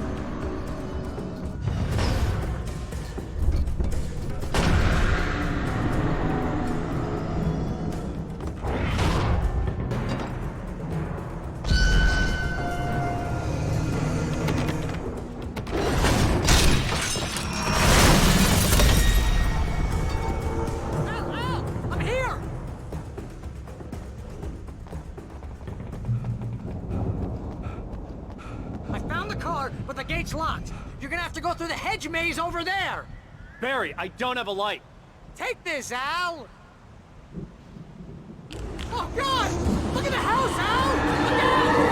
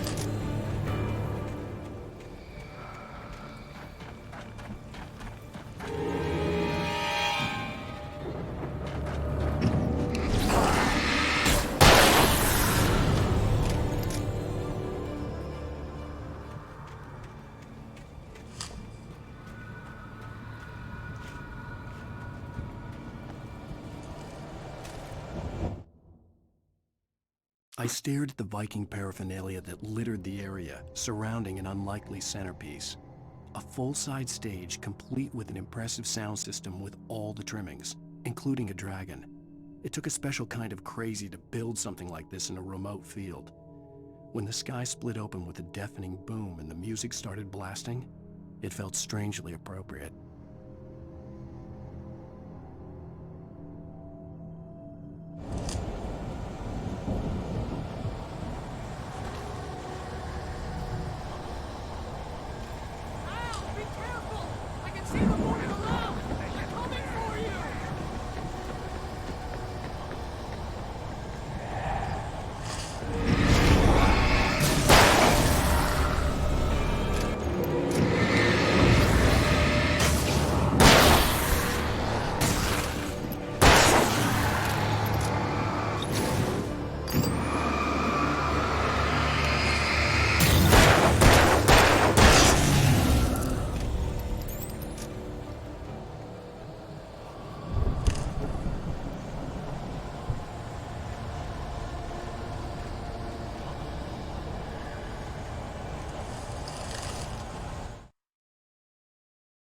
Hartman hurried down the corridor. He had disliked leaving Wake when he was surely at his most susceptible to therapy. But this was not an ordinary storm. Wake had been writing, and he had woken something up in the depths of the lake. Now, it was coming for him. Hartman had naturally prepared for a situation like this. The idiot brothers would keep Wake distracted while Hartman double-checked everything, just to be sure.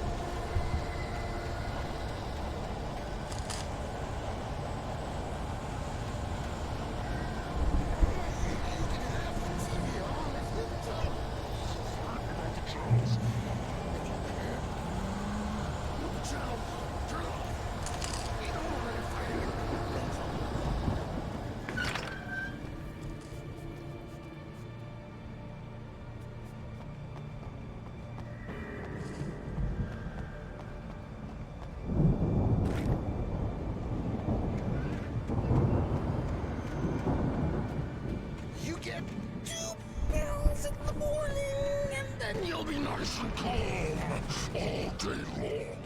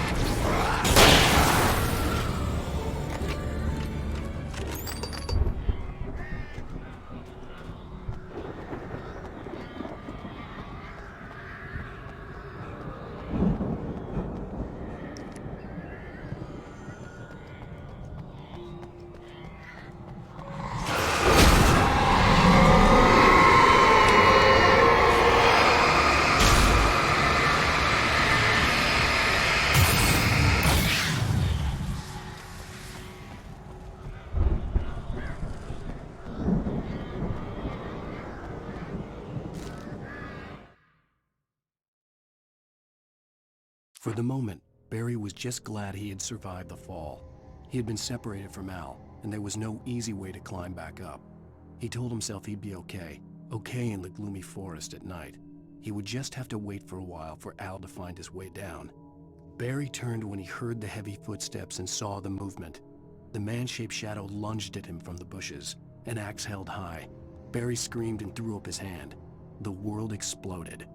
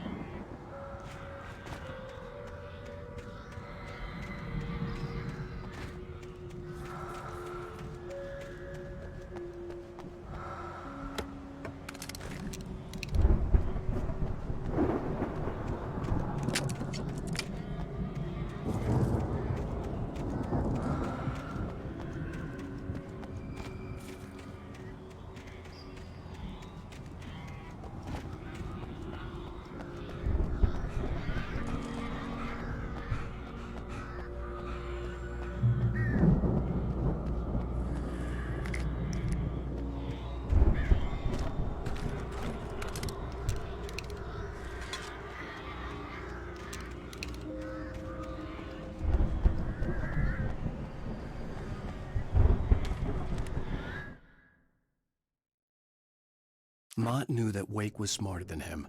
Wake had more money, a beautiful wife, everything. And Hartman said Wake was important. That made him better than Mott. But Mott was calling the shots now. He'd expected Wake to whimper and grovel, but instead, he seemed willing to fight. Mott knew he'd gotten under Wake's skin. If only Mott actually had his wife. The thought made him shiver.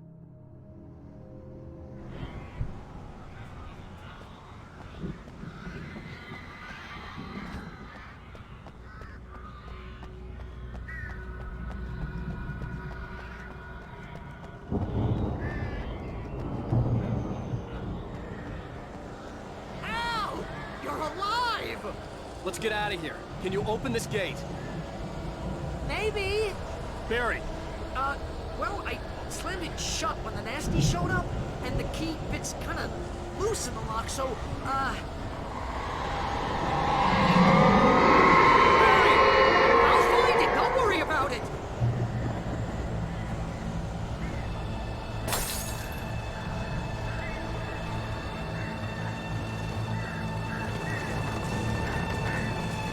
Hurry up, Barry! I'm on it!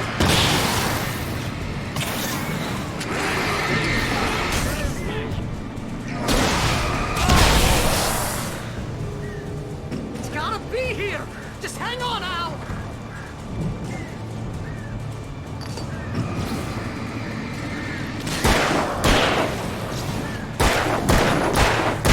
Hey, found a corner!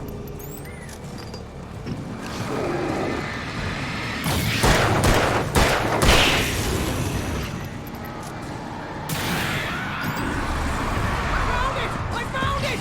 Ah, no, wait, that's a twig!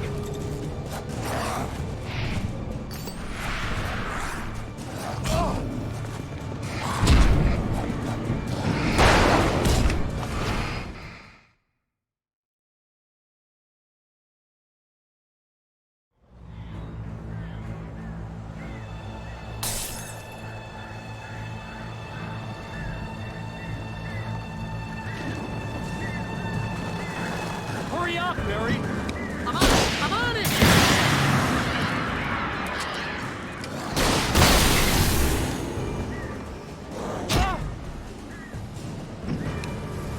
It's gotta be here! Just hang on, Al!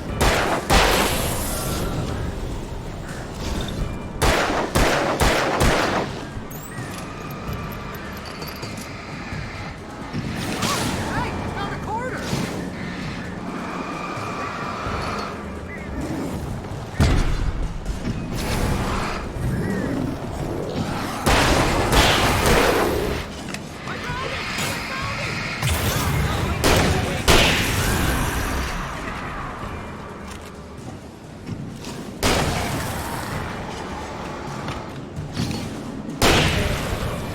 Here it is! Al, I found the key!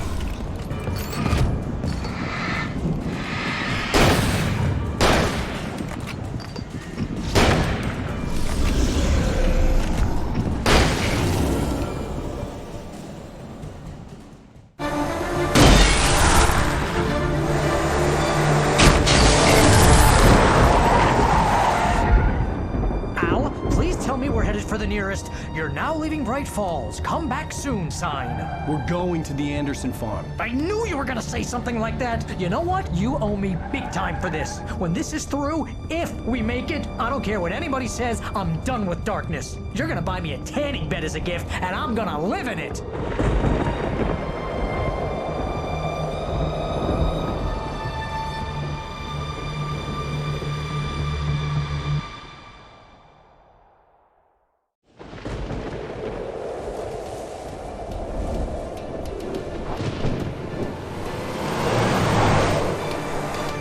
I'm crazy, but that's fine, Barry. Oh, you got that right, Al. You're barking mad. You are by far the craziest. But maybe that's inevitable when you deal with crazy stuff like this. It helps. This is happening, Barry. Alice, they never had Alice. She's trapped in the darkness at the bottom of the lake, but she's not dead. Al, how can you know that? I know, Barry. I can... Al, No, listen. I can bring her back. I can find her. There's something special about this place. The lake, it does something to the works of art created here. It makes them come true.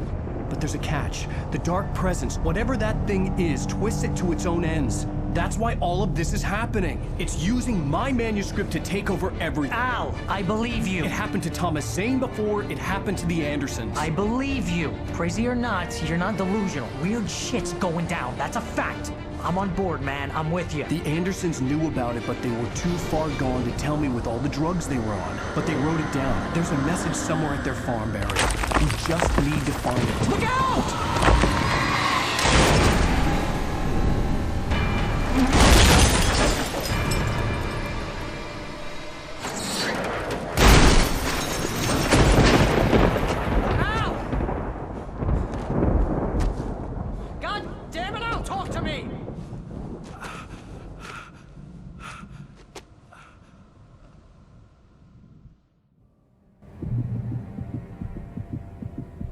I had lost my gun in the crash. Barry was nowhere to be seen. Barry! Barry! Oh, man, you're okay! Jeez, it's good to hear your voice! I was trying to get out of the car, but the ground gave way. Man, what a drop! Don't worry, your cutout is fine. Forget that! Are you okay? I hit some bushes, didn't get a scratch. There's no way you can climb down, though. It's like a sheer wall. Al! There's something moving down here! Barry, it's a taken! Use a flare, Barry! Yeah! Barry, are you alright? I'm good, Al! I'm great! Guess you never messed with anyone from New York City before, huh? You're gonna have to find your way around to the farm, Al! I'll be waiting! Barry, just wait for me, okay? Al! I'm not staying here! It's suicide! I'm going to the farm! I'm gonna go ahead and secure the area. You can catch up. Don't worry about it. I'm on the case. Now he's Rambo. This would turn into a disaster if I didn't catch up with Barry.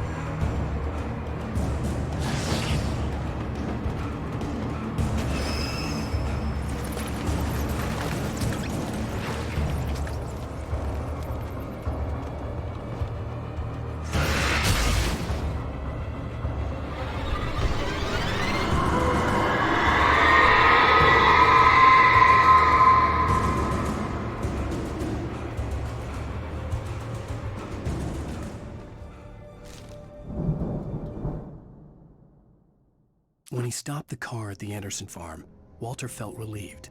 Oblivion was close at hand. The brothers wouldn't miss a jar of moonshine or two in the booby hatch. But then he saw the man on the porch, and he knew who it was. Driving for his life and knowing it was useless, he didn't realize he was crying until he couldn't see the road for the tears.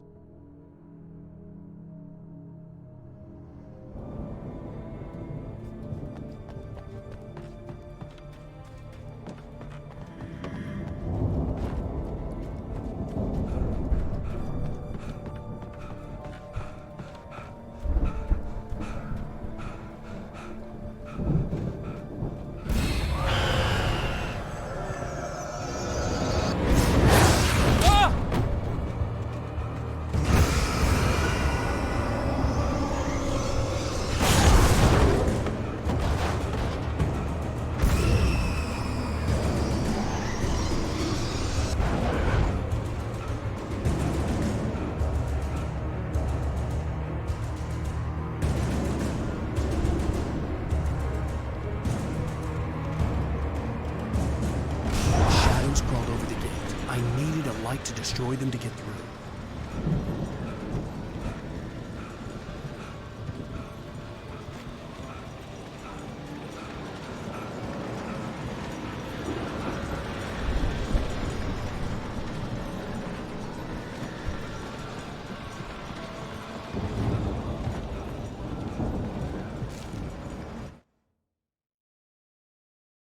Hartman watched as Wake's features slackened.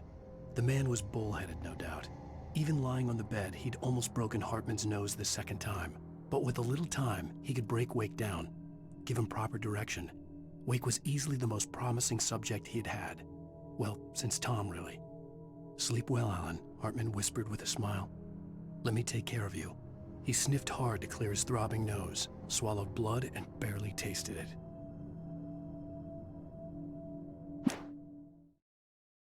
Agent Nightingale stared at the passed-out rider. The man was sleeping off one hell of a night. Nightingale felt a stab of envy at Wake's oblivion, but he had a job to do. He put the gun to Wake's head and almost became a murderer. His hand shook and his throat felt tight and dry. Biting his teeth, he tried again to pull the trigger. He lost the nerve. Wake stirred. Nightingale would have to settle for an arrest.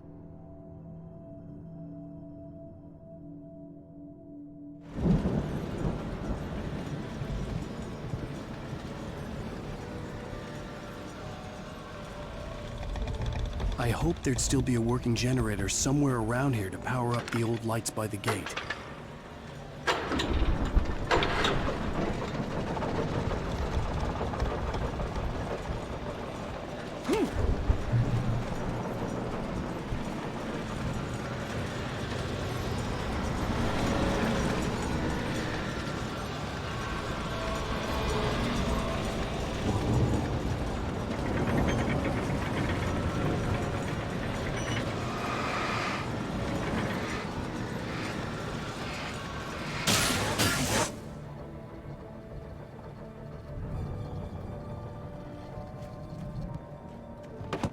I could sense the movement in the woods ahead. Facing the enemy without a weapon was dangerous, but I had no choice.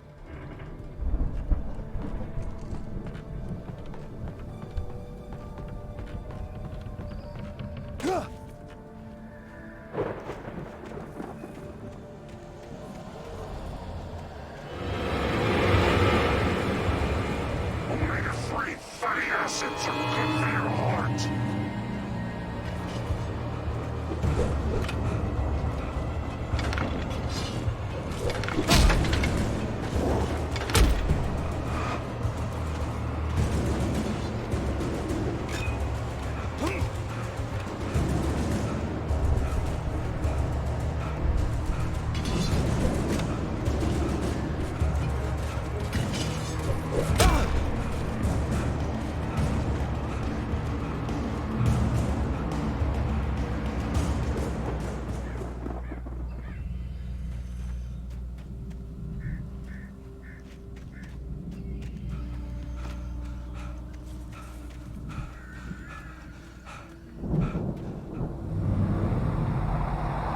A car was driving away from the farm, headed in the same general direction as I was. For all I knew, it was Barry, caught in the consequences of leaping before looking.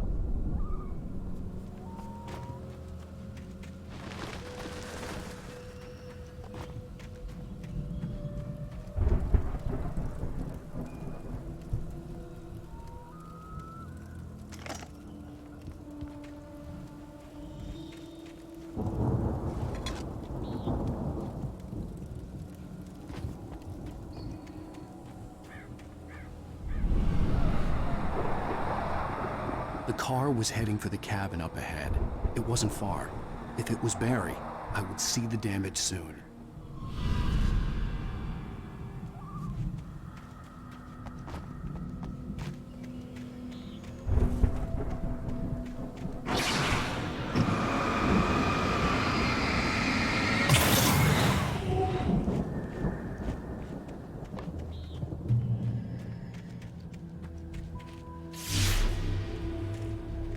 I'm trying to deliver each page to the right time and place. I'm trying to show you how the story goes. I had seen glimpses of the light before. I had seen it in my dream.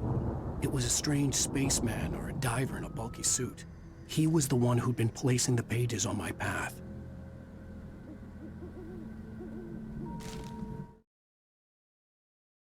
The dark presence followed the choreography laid out to it in the manuscript, growing stronger and stronger, moving like a storm from one scene of destruction to the next.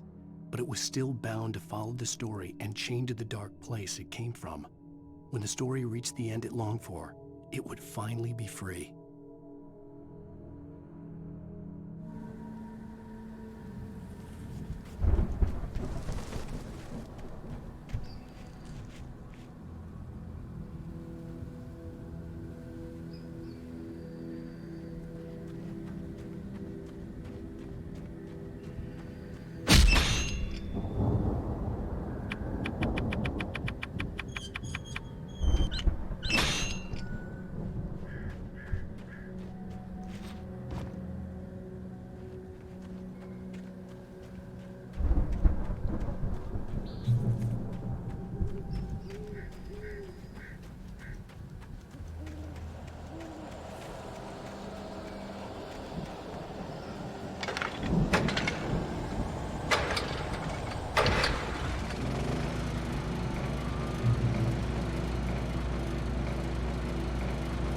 Someone had left a gun behind. Now I had a fighting chance of reaching the farm.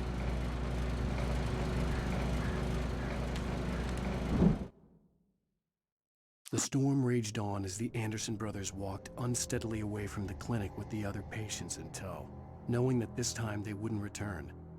The darkness around them seethed with horrors, but Tor and Odin were unafraid. Their eyes glinted with guile. They knew every secret path, and there was blood on their hands. They had fought these shades before.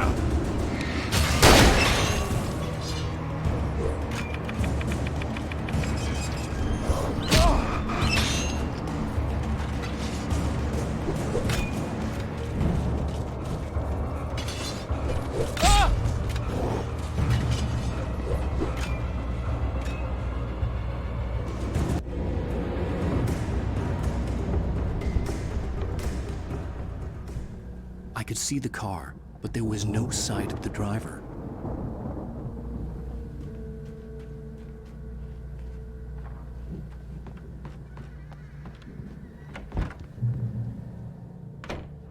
Hello?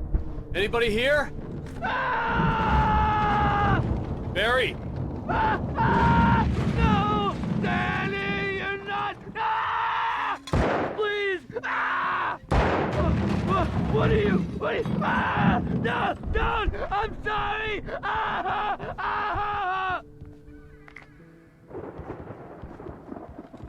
The front door was locked.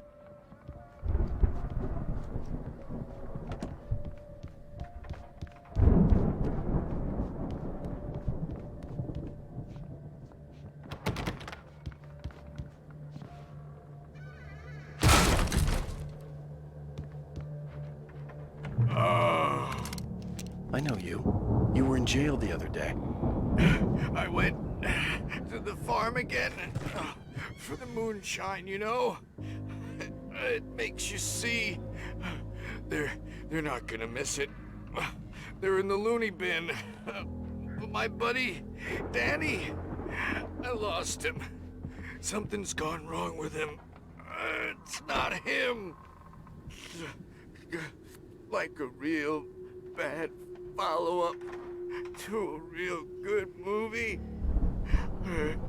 The best friend's suddenly the bad guy who wrote this crap anyway.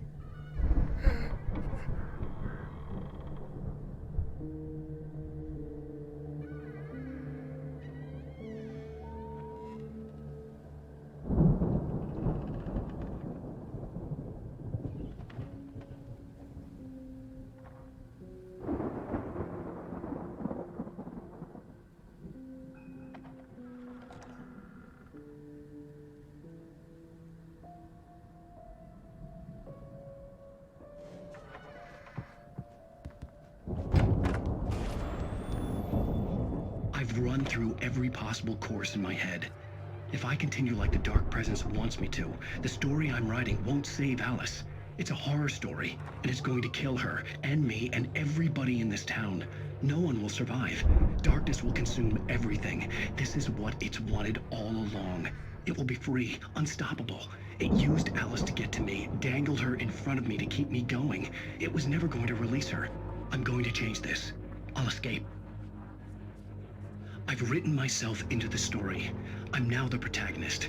This feels like a terrible risk, but it's the only way to save Alice.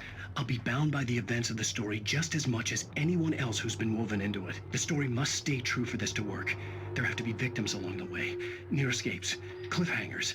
In a horror story, it can't be certain that the hero will succeed or even survive. He almost has to die.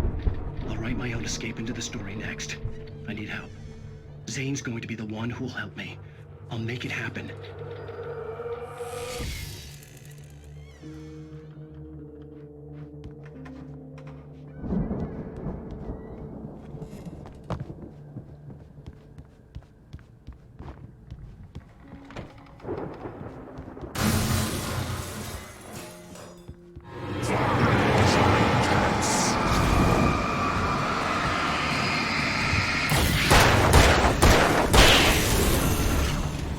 Let me guess. Danny, huh?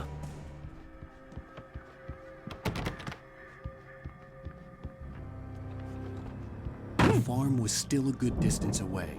I'd need a car to get there fast. If Barry wasn't up here, he was probably in trouble down at the farm. For a moment, I felt bad for doubting him. After all, I'd made it this far myself. But Barry was Barry.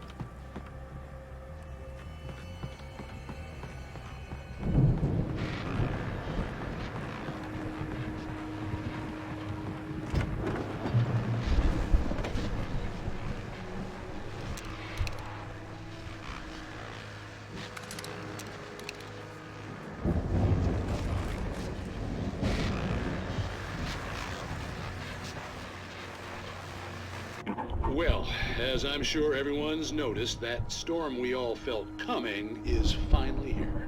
The boys at the Weather Service reckon it'll last until morning, at the very least. Pertaining to that, let me read that missing persons alert again. The Sheriff's Department's still looking for a Caucasian woman, 30 years old, slim and blonde with blue eyes. She may be lost in the woods, and it's possible she's been injured in a car accident. If you see her, please make sure you get her indoors and call the sheriff. It's bad weather to be caught out in, so if you see someone in the area who maybe looks a little confused, give them a hand, all right? This is Pat Maine on KBF FM, hoping you're all safe and warm tonight.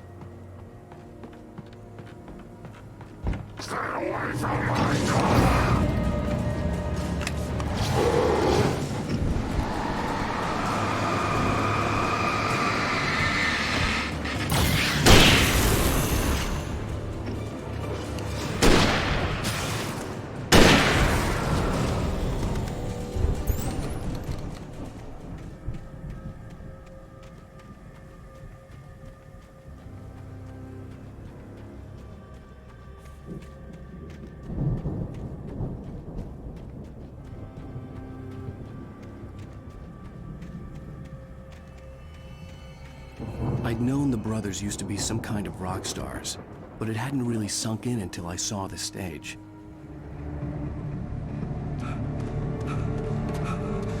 Ow! Run! Incoming! There's too many of them!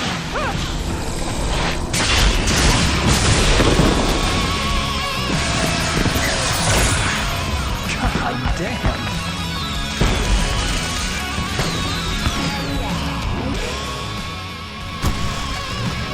So glad you decided to go it alone, Mr. Bronson. Shut up and shoot!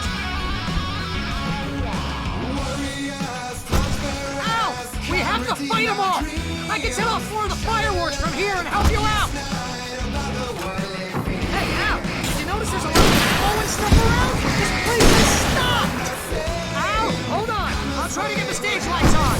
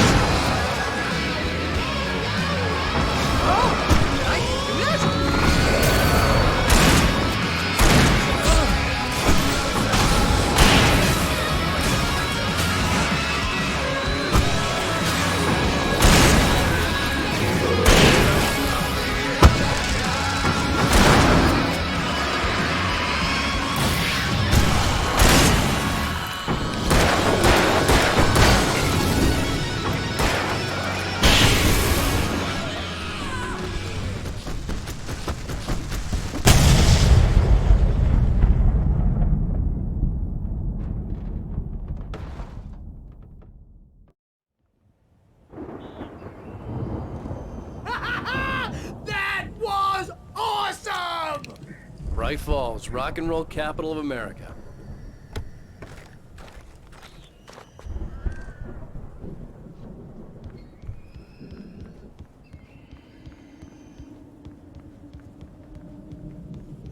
Hey, Al! This way to the farm!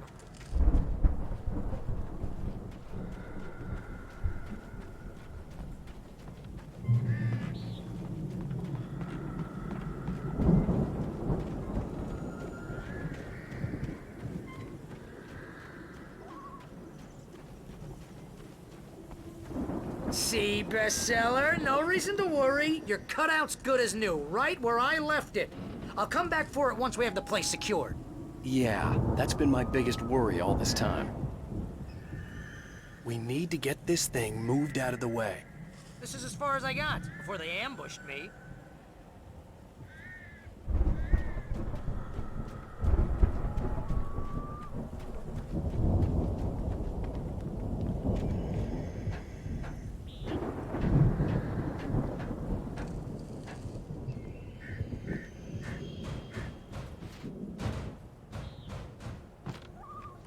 I think Alan Wake here has something to say. What's that, Al? I'm Alan Wake. I'm always right about everything. And if I don't get my way, I'll sulk all day long. I'm always intense and moody. It makes me very attractive and mysterious. Right now, I'm just standing here because I need my best friend Barry to carry me. But that's okay. I can just take him for granted. I think I see what you did there. Yeah, it was pretty good.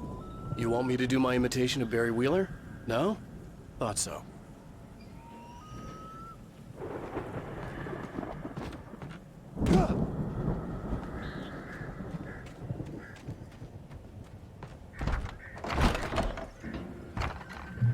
Wow!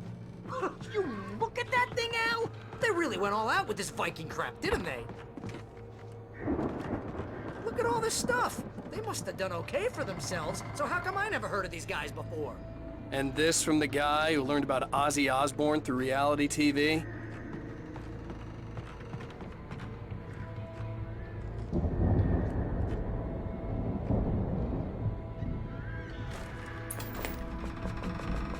Sleep.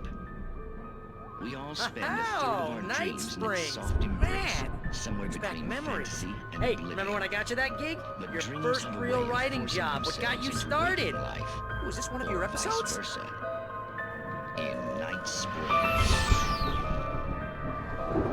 Tonight's episode, The Dream of Dreams. That's by someone else. We join Mr. Jones as he explores the endless dreamscape, only to be brought to a sudden stop by a decidedly mundane situation. A long line of people. Hey, Jones, right?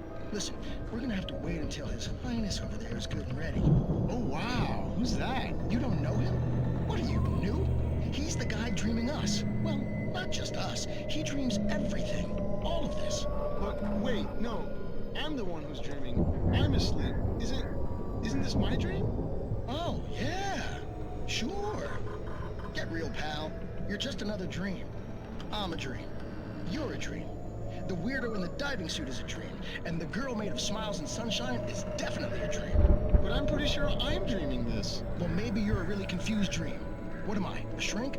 All I know is I'm going with the smart guys. And they say that's the guy doing the dreaming. Right there. I don't know what that means. It means we keep him happy. No sudden falls.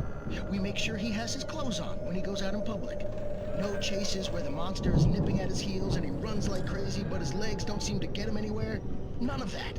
Because if he wakes up in a cold sweat... Oh...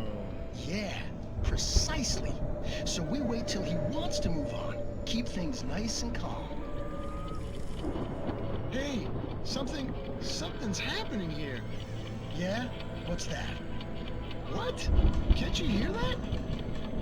Oh, God help us, it's an alarm clock. Oh, it's you, isn't it? Please, man, I got a wife and kids. Please don't wake...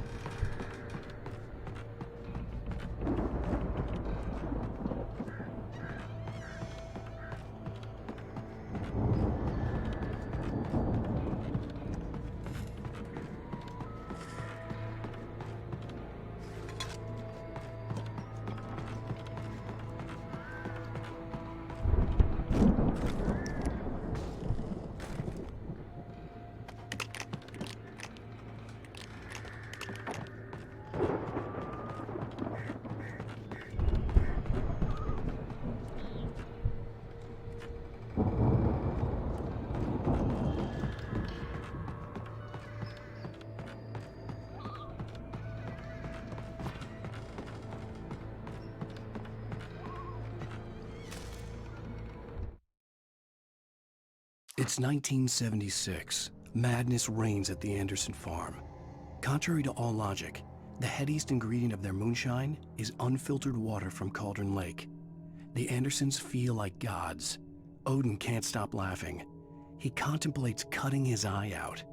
Tor runs across the field, naked, shrieking, hammer in his hand, trying to catch lightning. Their songs have power. Something ancient is stirring in the depths, coming back.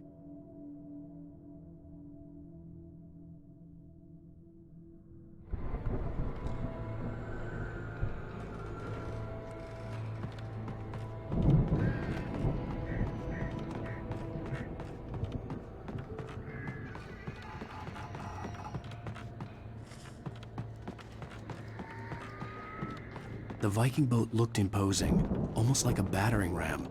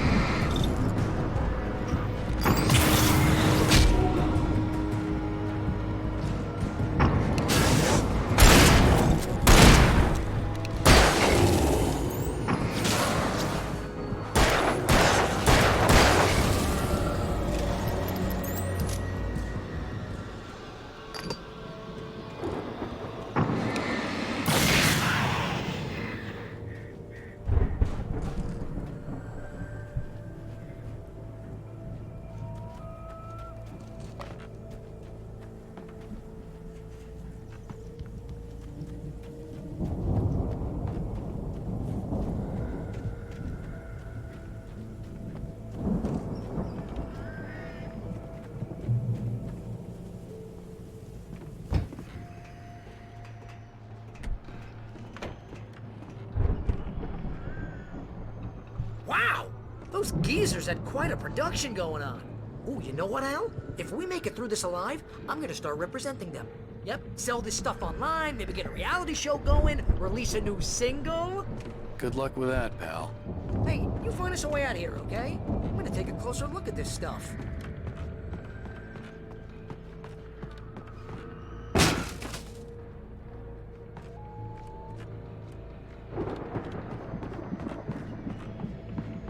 Be careful, Al!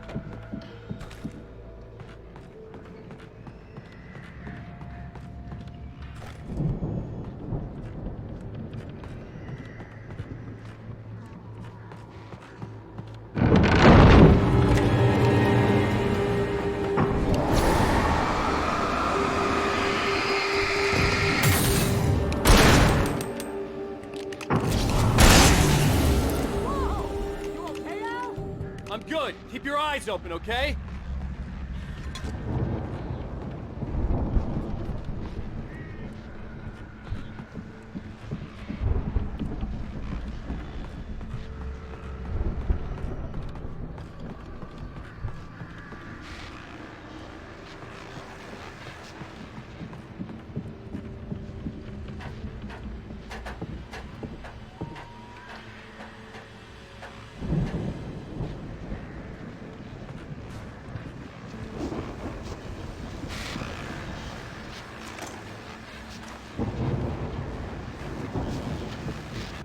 As you regular listeners know, I tend to work through the night, but I'm not the only one. Deputies Mulligan and Thornton are taking a couple of moments off their busy schedule to join me here in the studio. Boys, how busy are you now? Deerfest is almost here, isn't it? I bet that keeps you in business. Pretty busy, yeah. Actually, Pat, we've been real busy with other stuff, which concerns an ongoing investigation. We can't talk about that, Thornton. I wasn't gonna say anything. I was just saying we got, other irons to fry. And how would you compare your workload to last year's? Things have seemed relatively peaceful to me, but people do tend to get a little wild this time of year. Oh, it's wild, Pat. It's pretty wild. There's been all sorts of trouble this year. Vandalism, fighting, public disturbances. A lot of people gone missing, too. Yeah, it's pretty much the usual stuff, Pat. Just, a lot more of it. Now, is it just me, or does Deerfest get wilder every year? People seem to be more drunk, at least, or they start earlier and younger. Oh, it's definitely not just you, Pat, but... Definitely, Pat. Hey, I'm talking here, Thornton.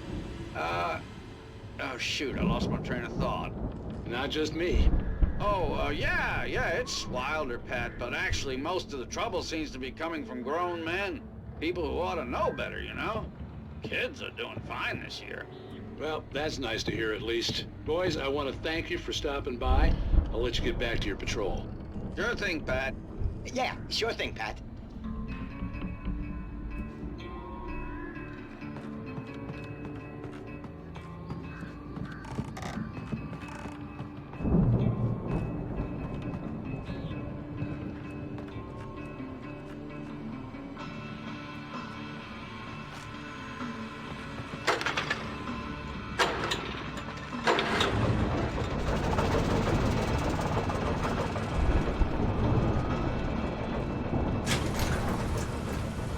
See the building that had to be the Andersons' home on the other side of the field. It wasn't far now. I wasn't worried about trusting the ramblings of two burned-out geriatric wrecks. They had the goods.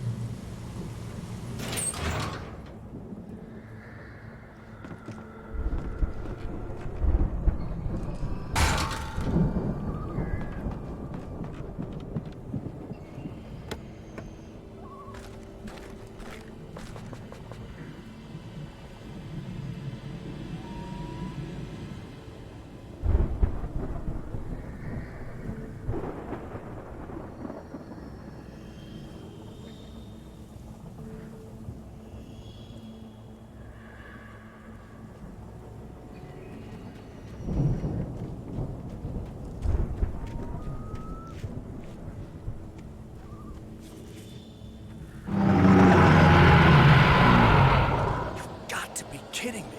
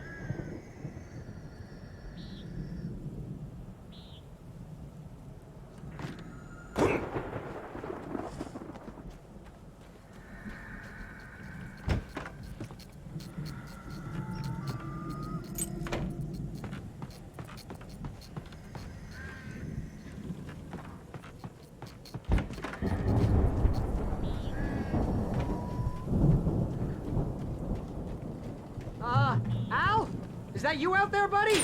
Yeah, it's me. Hang on. Hey, let's go, man.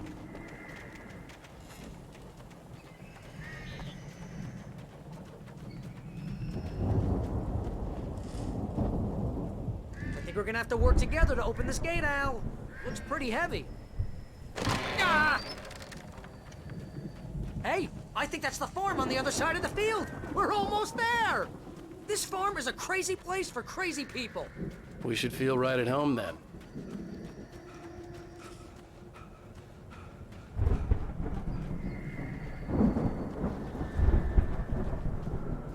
Come on, one more gate. Let's do this thing.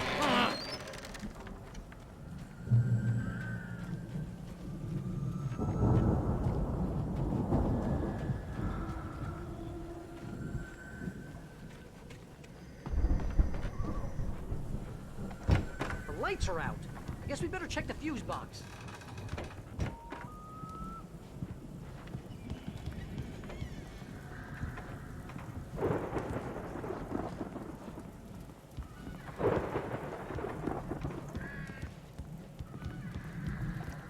The power downstairs was out, but I was sure I could fix that at the fuse box. You know, this place looks kind of lived in. I thought the Andersons were in the booby hatch.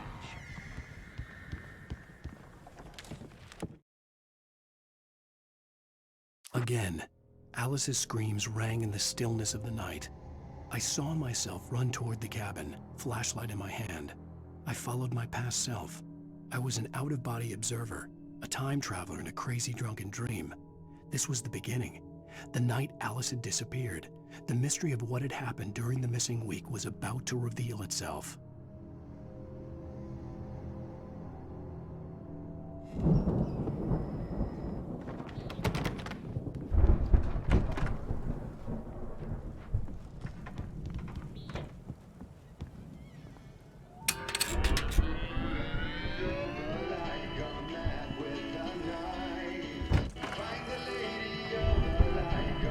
Can you hear that, Al? Music? Of course. We need to find where it's coming from. That's the message the Andersons talked about. That's the whole reason we're here. Lady of the Light? Oh, that's gotta be what's-her-face, the crazy lamp lady from the town. Cynthia Weaver. Right. Must be.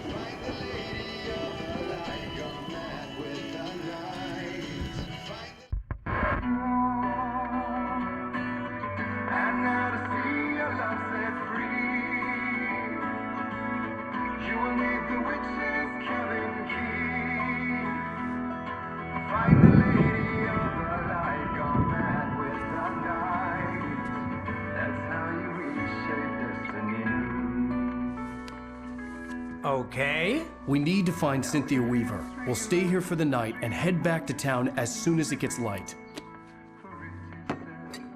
Hey, Al. Lots of hours before dawn. Might as well get some rest. And by rest, I mean drunk. Come on, Barry, this is... Yeah, what the hell?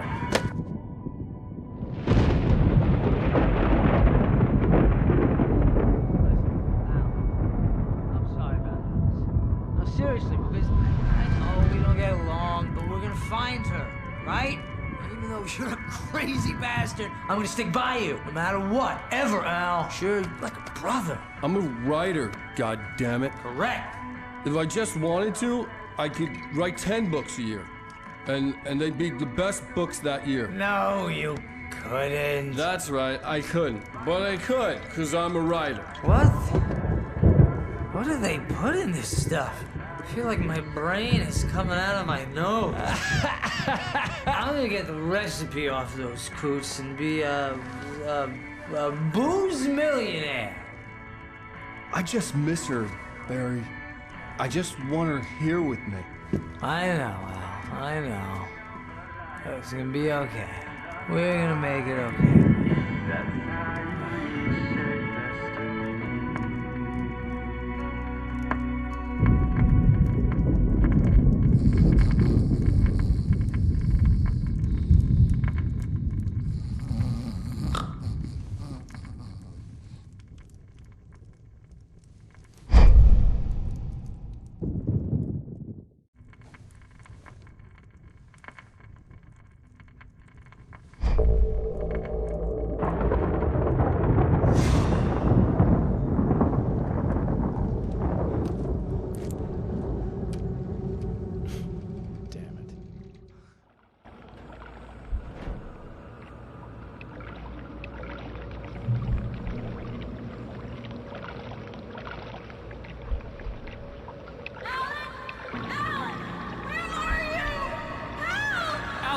I'm coming. It's all right. I'm coming. It was a crazy, drunken dream, and yet it was more than that. It was the truth, a suppressed memory unearthed by the Andersons' moonshine. I was there, an out-of-body observer. This was the night Alice and I had arrived at Bright Falls, the night Alice had disappeared. I had a chance to find out what had happened. Alice! I remembered being surprised to see the cabin dark. Alice would have never turned the lights off. I remembered thinking I caught a glimpse of her form underwater, sinking into the darkness. Diving after her was the last vague memory I had of that night. After that, the next thing I could remember was waking up behind the wheel of the crashed car and finding the first pages of the manuscript. Beyond this lost memory, there was nothing. I had to follow the footsteps of my past self to find out what had happened that night. I couldn't find her in all that blackness. I must have thought she drowned.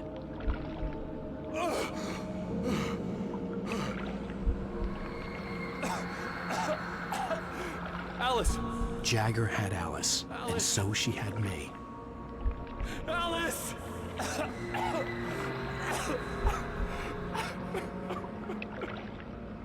I'd been easy prey.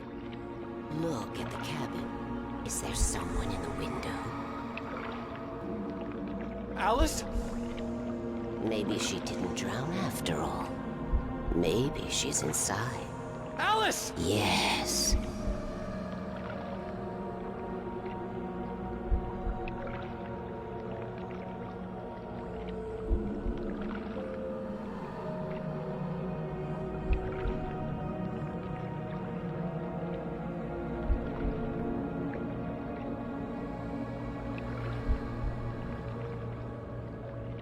The dark presence had touched me. She had dug her nails into my brain and used me, made me her puppet.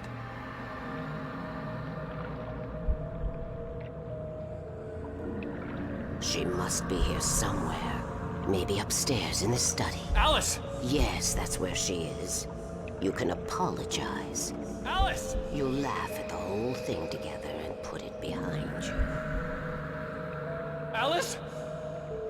She's not here. You were foolish to think so. No, she's dead. She drowned. No, no, no! It's your fault your wife is dead. You are guilty. All she wanted was to help you right. You killed her. Ah! Oh, hush. There's still hope. Cauldron Lake is a special place. Here, you have the power to change things. She wanted you to write. I will tell you what to do.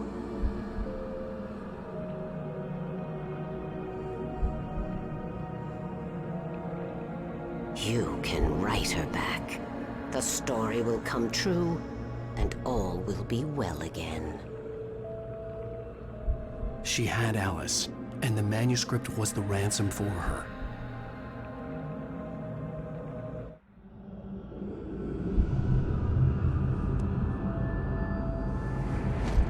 Yes. All right. I'll fix it. I'll bring her back.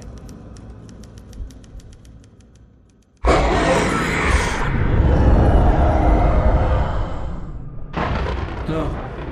I wrote it. I remembered it all now. In the dark, I'd written for days, a week, almost a complete manuscript of a novel entitled Departure. Jagger had been my editor, whispering in my ear, making sure that the unfolding story would make her more and more powerful. I thought I was saving Alice. Even with the cobwebs she put in my head, some part of me had been aware enough to write my escape into the story, to bring a light into the cabin to release me before I could finish, to interrupt the horror story before the ending, where darkness consumed everything and everyone. Zane was weak and far away, but I had written him into the story, and his light had been enough to set me free. It isn't here now. I'm here because it was written. I brought the light to set you free. You must hurry. It will know I'm here. It will be back soon. It stole the skin of my barber a long time ago. She looks so old.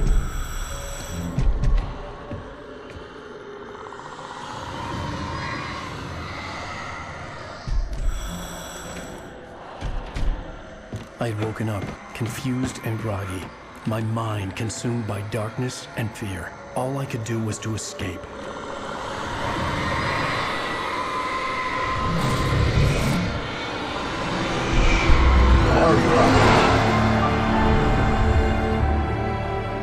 The week spent in the cabin had taken its toll.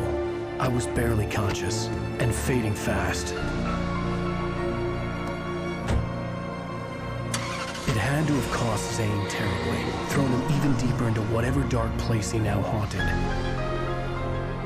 But he had managed to weaken the dark presence, kept me safe that night.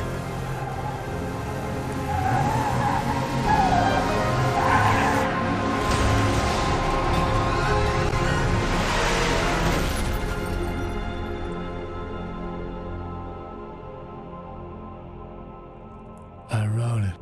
It's my fault. That's right, James Joyce. It's your fault, and you're gonna pay for it.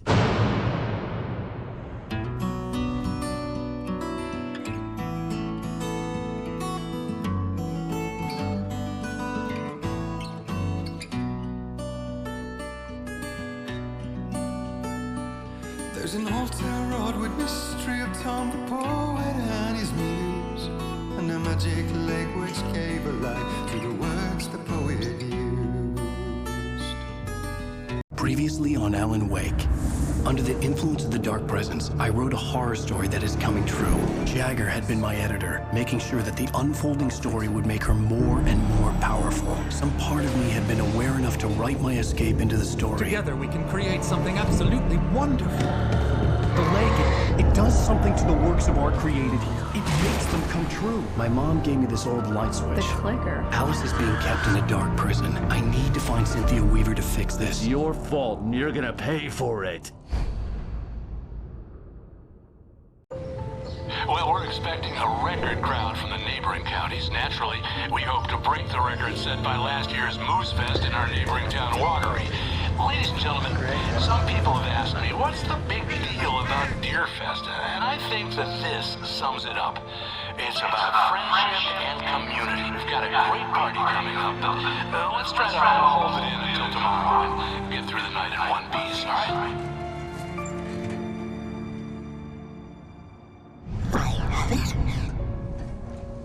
Someone will come for it when the time is right. Thomas said so. He wrote it.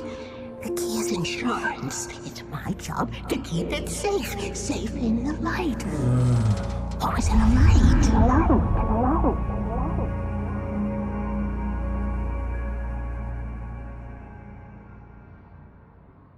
All the manuscript pages were gone. The FBI agent had taken them. I think my tongue just took a crap in my mouth. Ugh. Oh, wait, we're in jail now? Al. Al, this is not good. That about sums it up.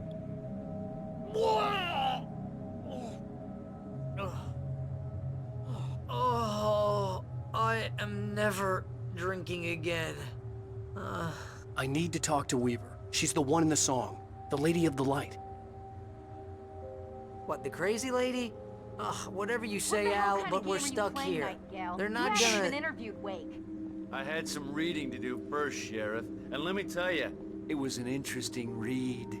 Well, I've got you now, Raymond Chandler. It's all here. All the evidence, including conspiracy to murder a federal agent. There's no way you're walking out of here. You hear me in there, Bret Easton Ellis? Huh? Agent Nightingale, I want to talk to your superior. Well, we all want things, Sheriff. I wanted my... Look, that's not possible right now. Agent Nightingale, I insist.